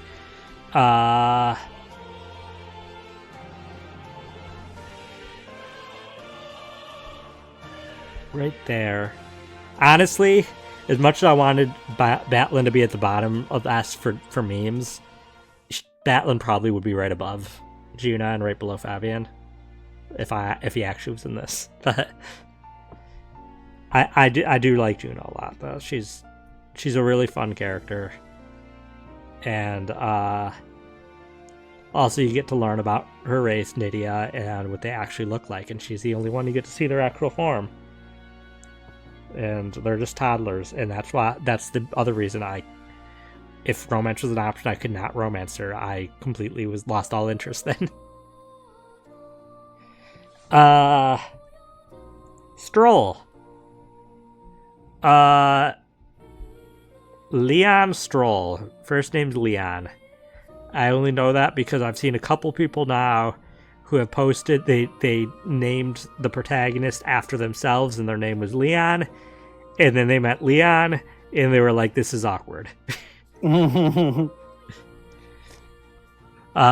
Especially when he says that's a fine name, because he says that to whatever you say your name is. But thankfully they never actually call, outside of introductions, he just goes by Stroll the whole game. So yeah, usually everybody goes by their last name. I thought that's only Stroll and Hulkenberg. Juna is Lady Juna.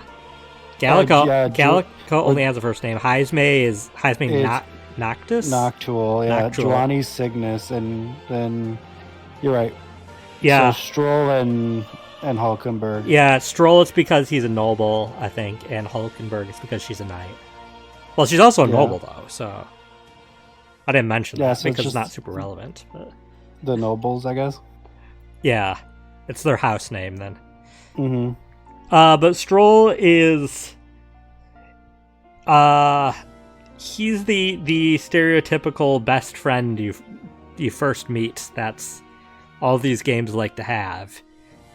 He's the Ryuji, the Yosuke, the Junpei. He has a heart of gold, isn't necessarily the smartest, so he's not super dumb either. But he is kind of the rush into situations. But also, he's a little more interesting in that because of his noble upbringing, he is the best speaker in the group and tends to end up being the mouthpiece a lot of the times for the group when they need to say stuff. Which I've seen a lot of people get upset that the protagonist is not the mouthpiece and are like, why is Leon or Stroll should just be the protagonist then? But I think it's kind of makes sense that the person who has experience as a traditional noble knows how to do social interactions. He otherwise, a lot of his story arc is about restoring his town or city or whatever. Is his town? That was destroyed. He's trying to essentially find a new place for the people to live.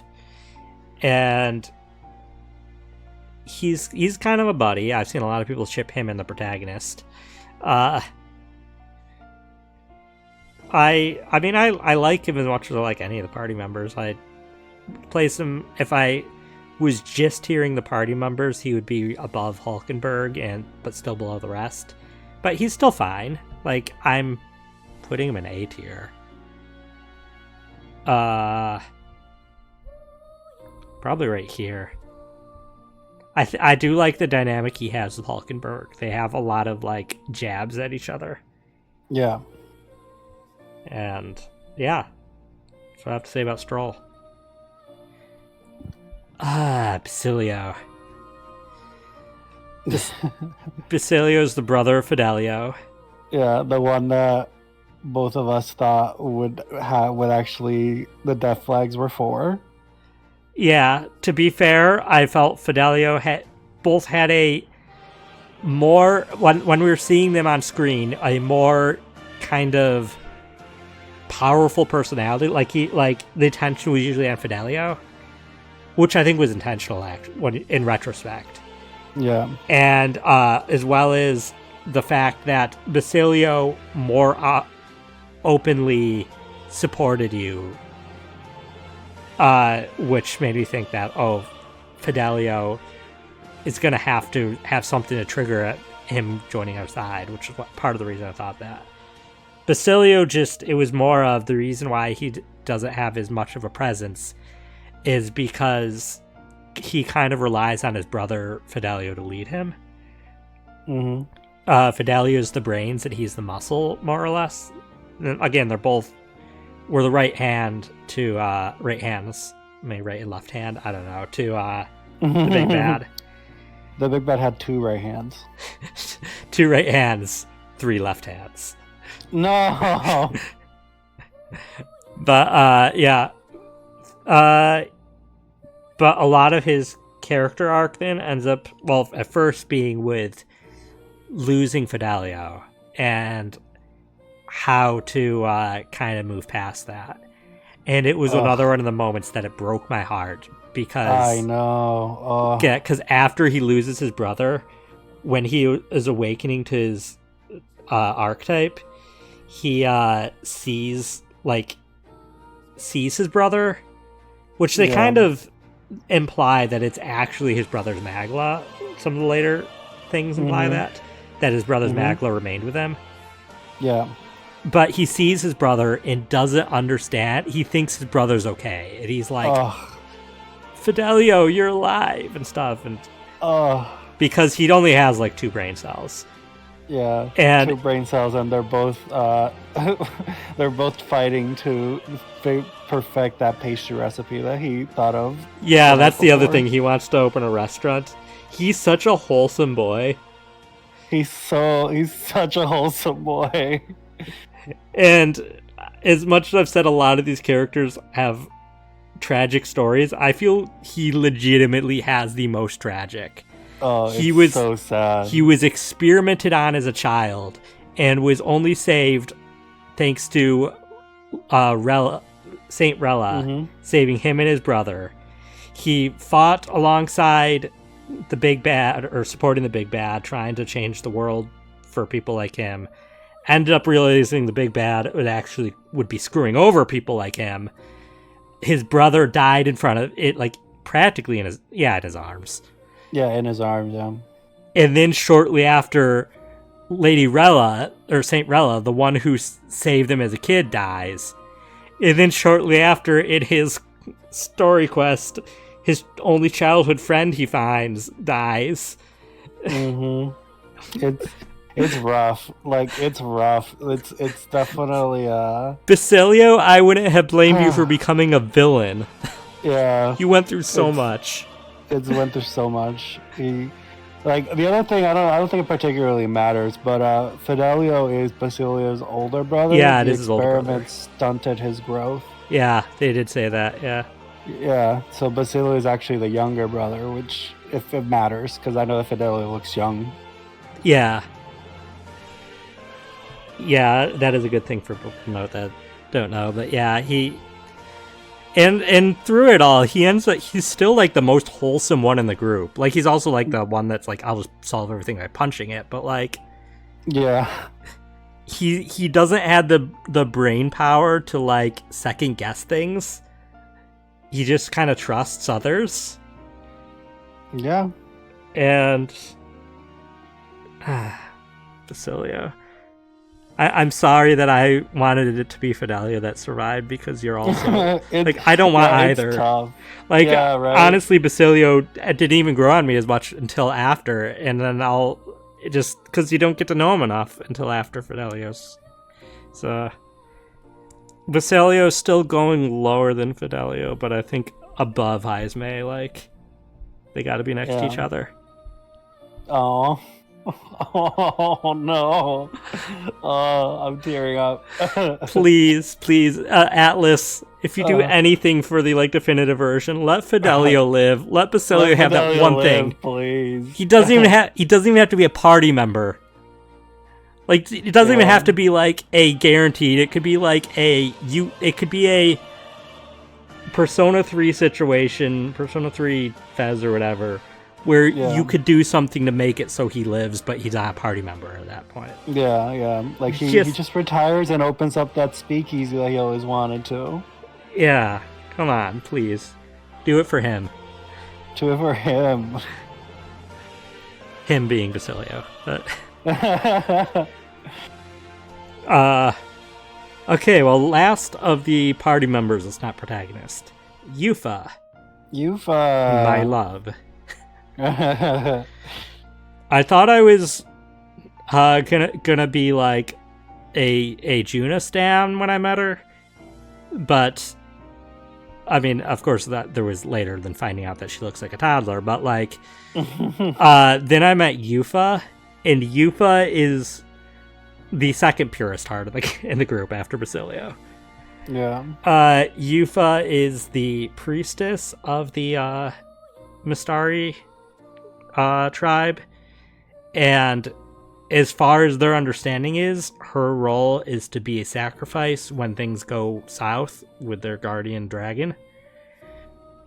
And you end up helping her realize, one, that her life matters and she shouldn't just throw it away for other people, but also two, that they misunderstood the old teachings, and that the priestess was actually supposed to like use the guardian's powers and not like fight with the guardian, not be a sacrifice for the guardian. Yeah. Turn the guardian into a sick weapon that deals almighty damage. And is invisible to the naked Magla. It's invisible to the naked magma. But her character arc, a lot of it is trying to understand, like other faiths and stuff and other cultures. Mm-hmm. She also there's a part of it early on where the protagonist shakes her hand, and that means something entirely different for the Mistari that they never really outright say. Oh, whoa. They have some implications, which at the end of her story, her follow quest, she ends up asking to shake your hand, but like the other kind of handshake. Does not elaborate. So you do it and does not elaborate, but I don't know, they might be engaged. It's not clear. Yeah. Her brother Denny is like, you better not be leading her on. Yeah. She's like, here, I'll give you this thing that wives give to their husbands. Anyways.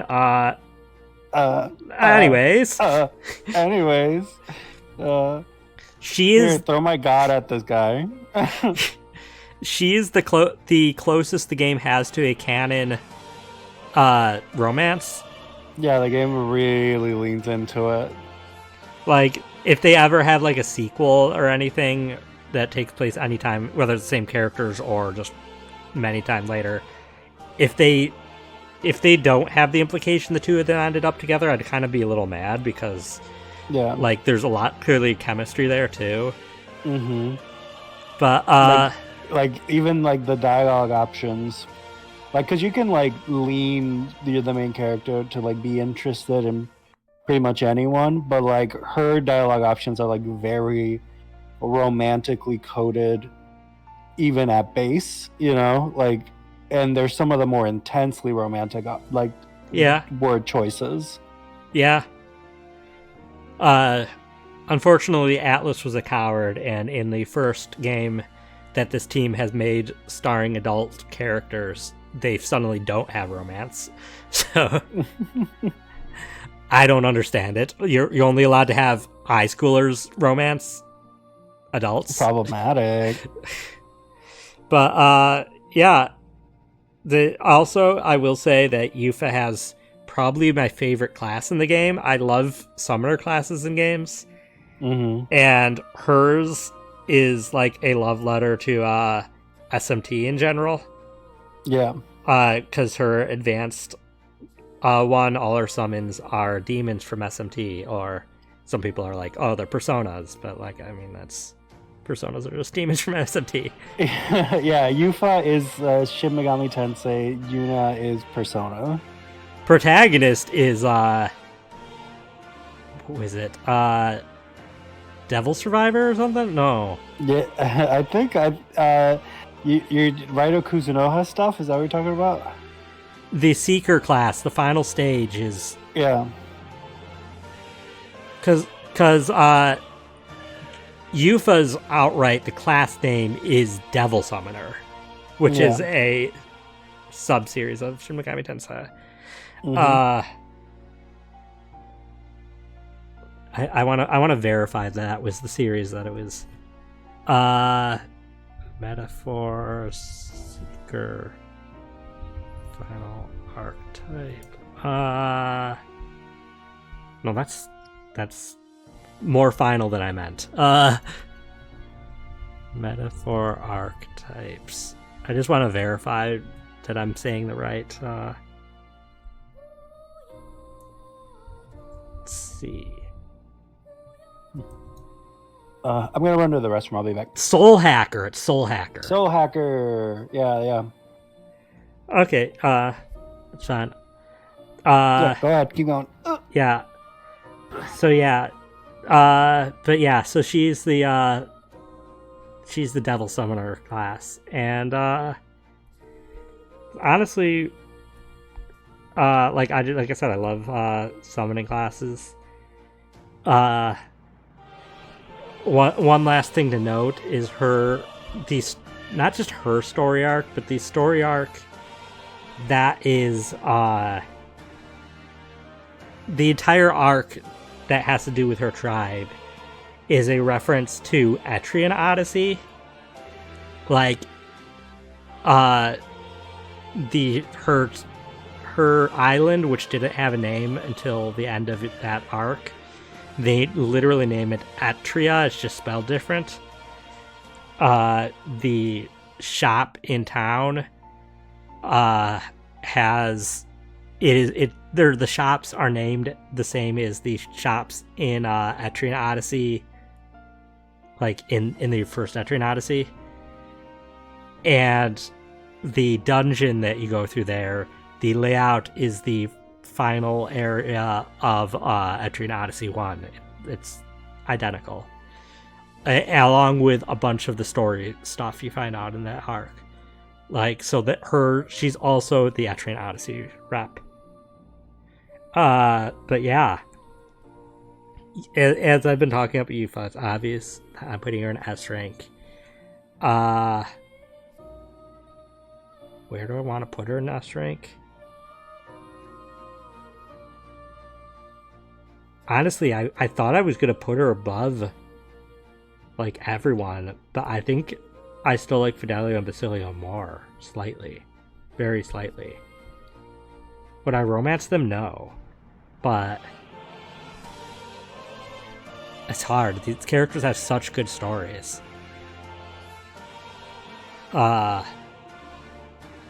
I do like her a little more, because I like her more than a lot of it. Yeah. She is my favorite part here, because I have to take into account the classes, too. I'm a little more different to Basilio's class. That's good. Kind of wanted to wait until Inheritance gets back to go on to the next character. So, I just realized that the background music, it's actually recorded gameplay, because it's just the person just standing in the room. Well, before we go on to the last 4 characters, while we wait for Inheritance to go back, I'll announce if there's any changes to the schedule, but next week, currently the schedule stands with Ace turning on Tuesday. That's Spirit of Justice specifically. Kirby and the Amazing Mirror on Wednesday, and looks like we're going to be starting Donkey Kong Country Returns HD on Thursday, because it seems that people want to see that. So, but yeah, I'll kind of start talking at the next one. So the next character that I'm going to deal with is the final follower. And I think he's back, but the final follower is not a party member, but I thought it'd be good for the finale of them, or the final one I listed them. I return. Welcome back. I mainly just also mentioned about Yufa's Etrian Odyssey references. Because she doubles as that. Or at least her tribe. But yeah, so... And I ended up hesitatingly putting her above the other top 3, so... Yeah. I decided it was so close that it was down to I like the class more than Basilio's class. So yeah. But yeah, so last follower Moore, who's not a party member, but he very much plot significance.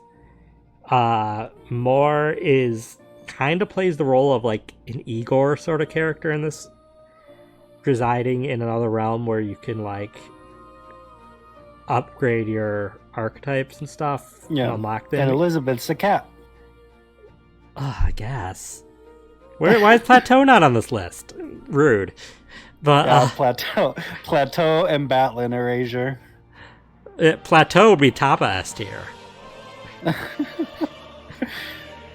But But yeah, of course, the academia where Moore resides ends up kind of becoming a place you don't visit much in this game because you can essentially do those functions outside of the room mostly.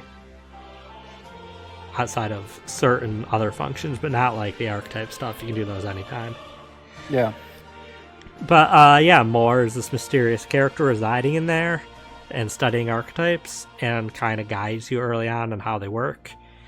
And he's trying to recover his lost memory. And long story short, he turns out to be your dad. Kinda. Are you my dad? Yes.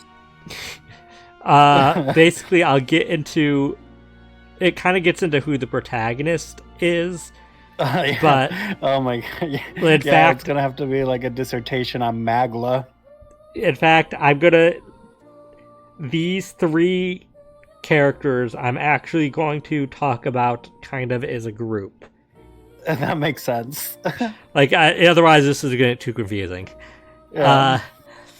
So, the prince through the whole game is who you're trying to awaken. The one who's sleeping there in the third picture.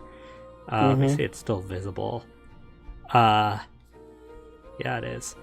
Oh, by the way, before I say this, I mentioned this to chat, but I noticed that the video that I'm playing the music from is gameplay footage. Somebody's just like let the game idle. Yeah, it's just the game idle. Like Gallica's idle flying animation is there. The camera's moving slowly back and forth. Moore's quill is in his idle kind of bobbing animation. That's so funny. It's literally just gameplay footage for an hour. So, listen.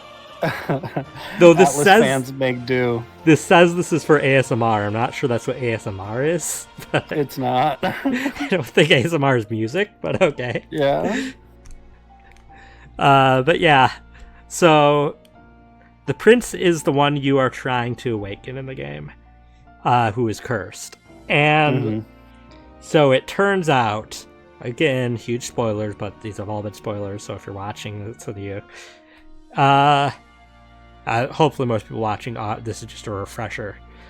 But the prince, basically, he had this magic book, and when he ended up falling into his unconscious state from the curse he was affected with, the power of the magic book made his OC of himself with heterochromia for some reason. For some reason, says the person who gives heterochromia to most of his characters. Yeah, for some reason. I don't know why I do it. His OC becomes alive thanks to the magic of the book. And at the same time, which also the OC is kind of him. They end up fusing eventually. But at the same time, when the magic made the OC of him, it also made his memory of his father. Yeah. Which wouldn't make sense because Moore is younger than he would have ever known his father, so he wouldn't know his dad looking like that. It's a Shion Shion nominee situation. Yeah. So he made the memory of his father. The magic made that in this separate realm. Music's quiet. I need to loop it one last time, but we're almost done. And so yeah, Moore is the prince's cognitive memory of his father in the past. Yeah. Who has no memory because he's just a cognitive being, I guess. Yeah. Derek Data says, "This is my OC. Do not turn into a real person." Yeah. Yeah. So, and he ends up kind of serving also as kind of a penultimate boss. Not really that hard of a boss. But like, yeah, it's mostly just like emotional boss. Like you have to like contend with a lot of things while you're fighting it. Yeah, it more essentially tries to convince the prince to remain in a, I guess, a magical, maybe cognitive version of Shibuya? Yeah. More is like, look at this world. It's real. JK, I mean, I don't. made it up. Yeah, I can't. I can't fully explain this one away because the author of this fantasy book that has like fictional Shibuya in it is Moore / the king, so they would never have experienced the real world.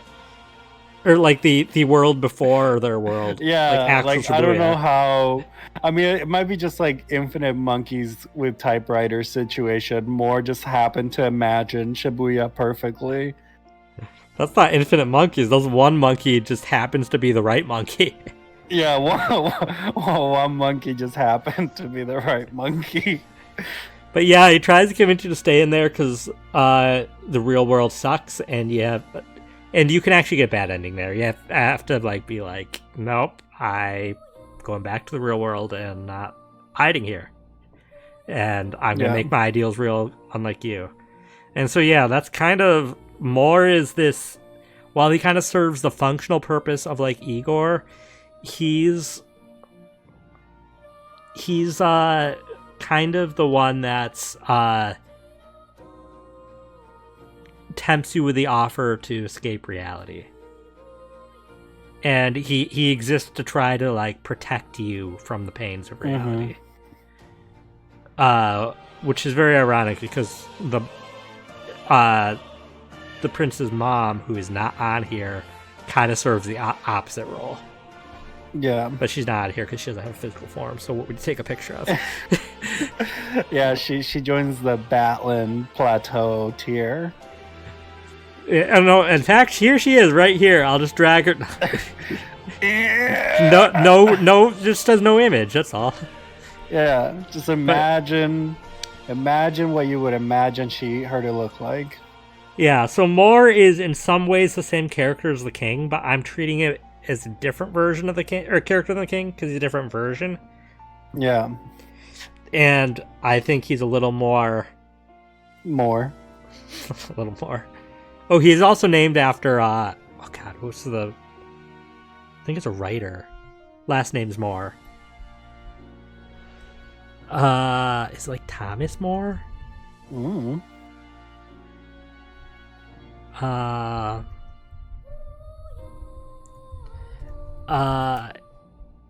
Yeah, Thomas More.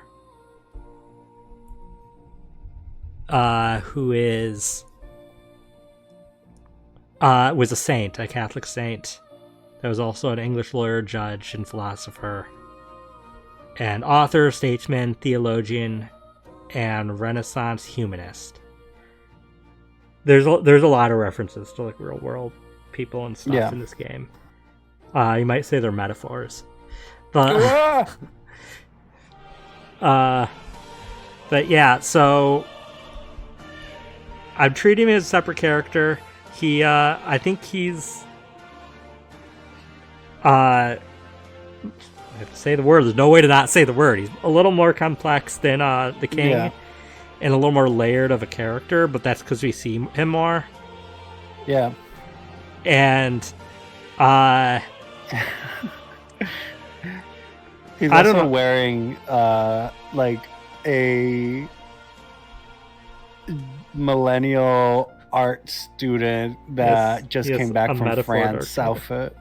He is the beret. Full black, skinny jeans, high heels, turtleneck sweater, and beret. I don't know if you'll get this reference, but now all I'm picturing it is have you ever seen an extremely goofy movie?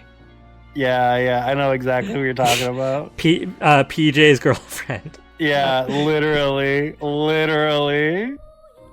I had a crush on as a kid, by the way. That's fair. She was my Jessica Rabbit. So. But yeah, where do I want to put him? That's really hard. Probably putting him in B tier. Right there. That moment when your son's OC of yourself is rated higher than yourself.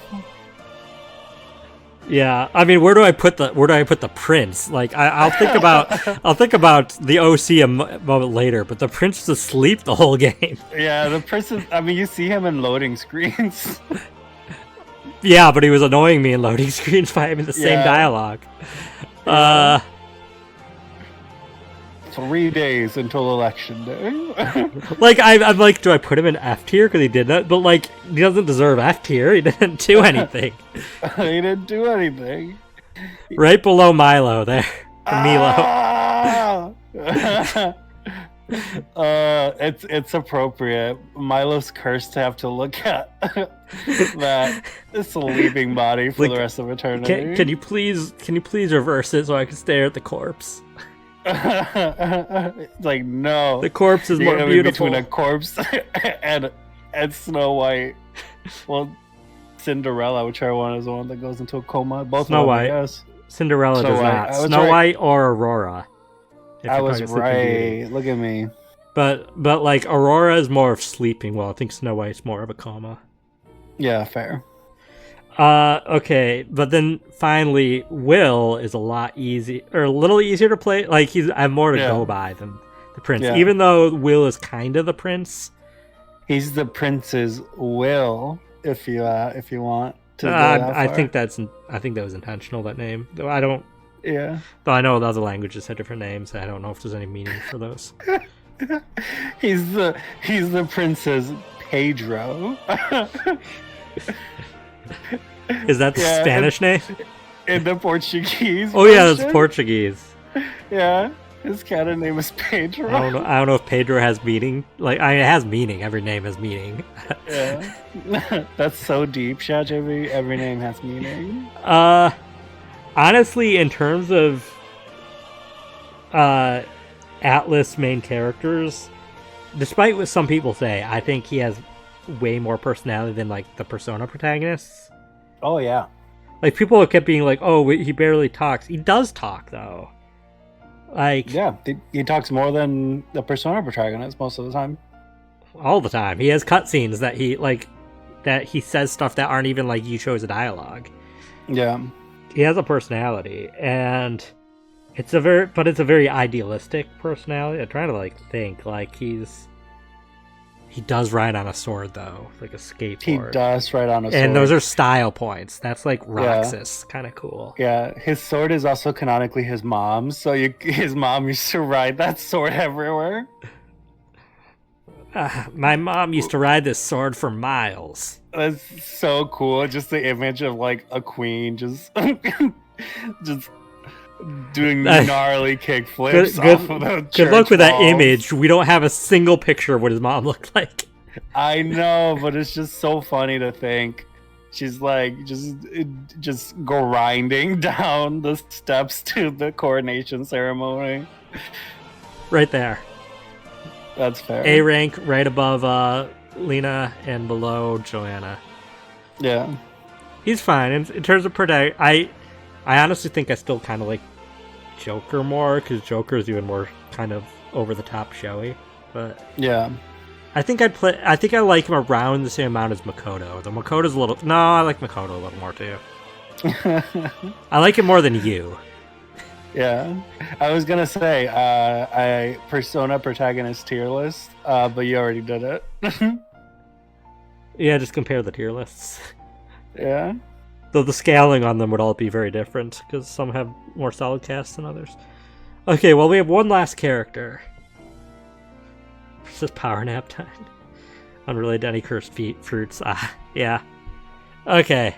So final character, Luis, the big Luis. bad.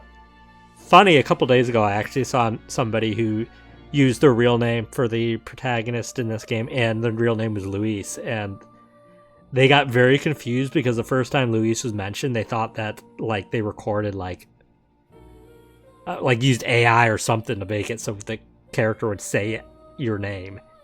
Didn't realize that the villain was also named Luis. Yeah, Luis. So he, like the protagonist, but I didn't mention the protagonist is Eldon. That's like the only Eldon character otherwise here. They are what I said was the most discriminated race, but they don't live among normal people, like the normal society. They live in their own hidden village. The Eldon look pretty much like humans, like normal real world humans. And in fact, they kind of are. They're descended from them, but also are everybody. But they were the ones that didn't get mutated by magic to have a different appearance, essentially. So, they also have the most powerful magic. And Luis lived in that Eldon village until the village was burned down. There were survivors, obviously, because he's alive.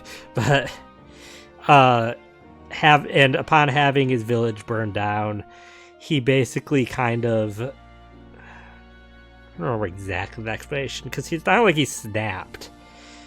But he kind of saw society or all people as, I guess society as a whole, as being broken. And the only real fix of it was to essentially flood, because the regular person had their anxieties taken from them through the king's magic. Because anxiety is the source of magic in metaphor, which, God, I wish that were real. It'd be so powerful. It'd rule the world. But, So Luis felt the only way to fix society is to return everyone's anxieties to them and let them deal with it themselves. Which, it's an extremist view that, in a way, he's kind of right, but also that's not the right way to do it, because most people wouldn't be able to handle all of their anxieties hitting them at once, and it will turn them into a monster. In this case, literally. And so that's kind of his MO. He legitimately believes in the cause that he's fighting for and is not trying to get power. In fact, once his plan's done, he wasn't even gonna actually rule. And whether it's what he's doing is good, it's not really, but it's kind of similar to a lot of Shin Megami, kind of less good versus evil and more of a clashing of ideals. Granted, his ideals, I would say, probably are kind of could be seen as evil. And I'm not saying he's a villain or I could agree with him in any way. But it was very much the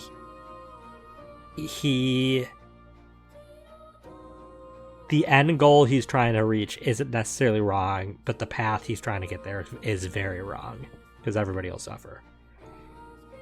And the end goal kind of is the same as the protagonist's end goal, but Luis seeks to do it in an instant, while the prince seeks to do it gradually, which change kind of needs to be gradual. That's just how real life works. So, otherwise, Luis is a very, I think, intimidating villain.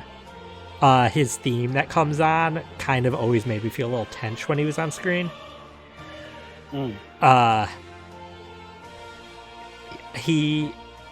You fight him even in a weakened state at one point and barely win. So he's shown to be able to pretty powerful. It is very different than other games this team made, where the real villain was some random god at the end. He still kind of plays that role, but he's actually a normal person through the whole game. I have seen people say that he's the best written villain in any Atlas game. Actually, it said I saw the best written villain from any Atlas game and one of the best JRPG villains of all time. And I don't agree there.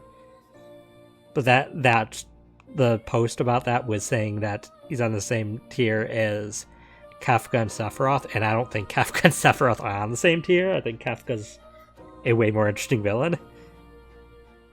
And I could see some comparisons to Kafka in some ways. I don't think he's necessarily that amazing. He's not a bad villain, but I wouldn't say he's one of the best of all time. He's adequate. I think they could have made him more interesting in some ways. I've heard multiple people, I think including you, Inheritance, say that it would be interesting to have him become a party member. Yeah. As other games by that Atlas team have done, at least temporarily. But overall, I think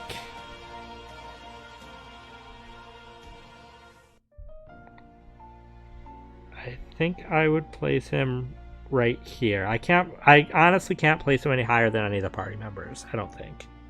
Yeah. I like the current party members more.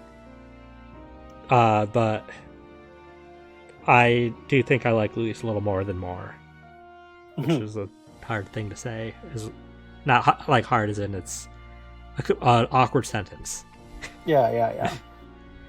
But that's actually took way less time than any of the Persona tier lists. Woo! Only 2 hours and 20 minutes, roughly. That's my Metaphor ReFantazio tier list. Maybe in a few years when this gets Metaphor ReFantazio Mix 2.0. I don't know what they're gonna name it.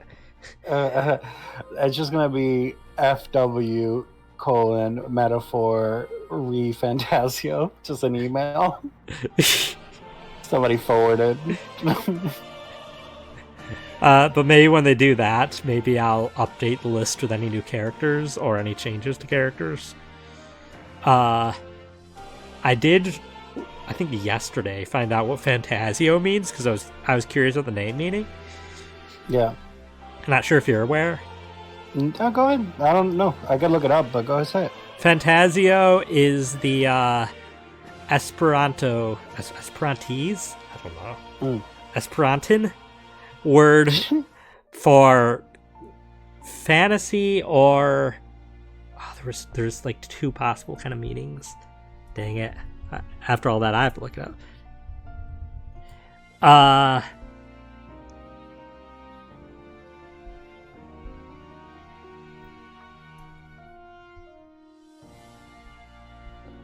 Fantasy. There's other kind of similar words, but yeah, it's Esperanto. Which there's other Esperanto in the game, obviously. Well, obviously, you Inheritance, you know that, but for those that don't know, there's Esperanto in the game, which is not a fictional language, but an artificial language that was made in, I believe, the 1800s to try to make a language that was easy for anyone to learn as a kind of universal language, which didn't really work and never would really work. But it fits the theming of the game of all the different tribes and trying to kind of bring that all together. And so yeah, the name would kind of be like Metaphor like fantasy again. There's lots of theory crafting on what the full name means then, but that's at least what Fantasio means. I've still kind of been like now and then looking at some like lore discussion things of the game because it's fresh enough that there's still people kind of trying to parse it all. But yeah, that's the Metaphor tier list.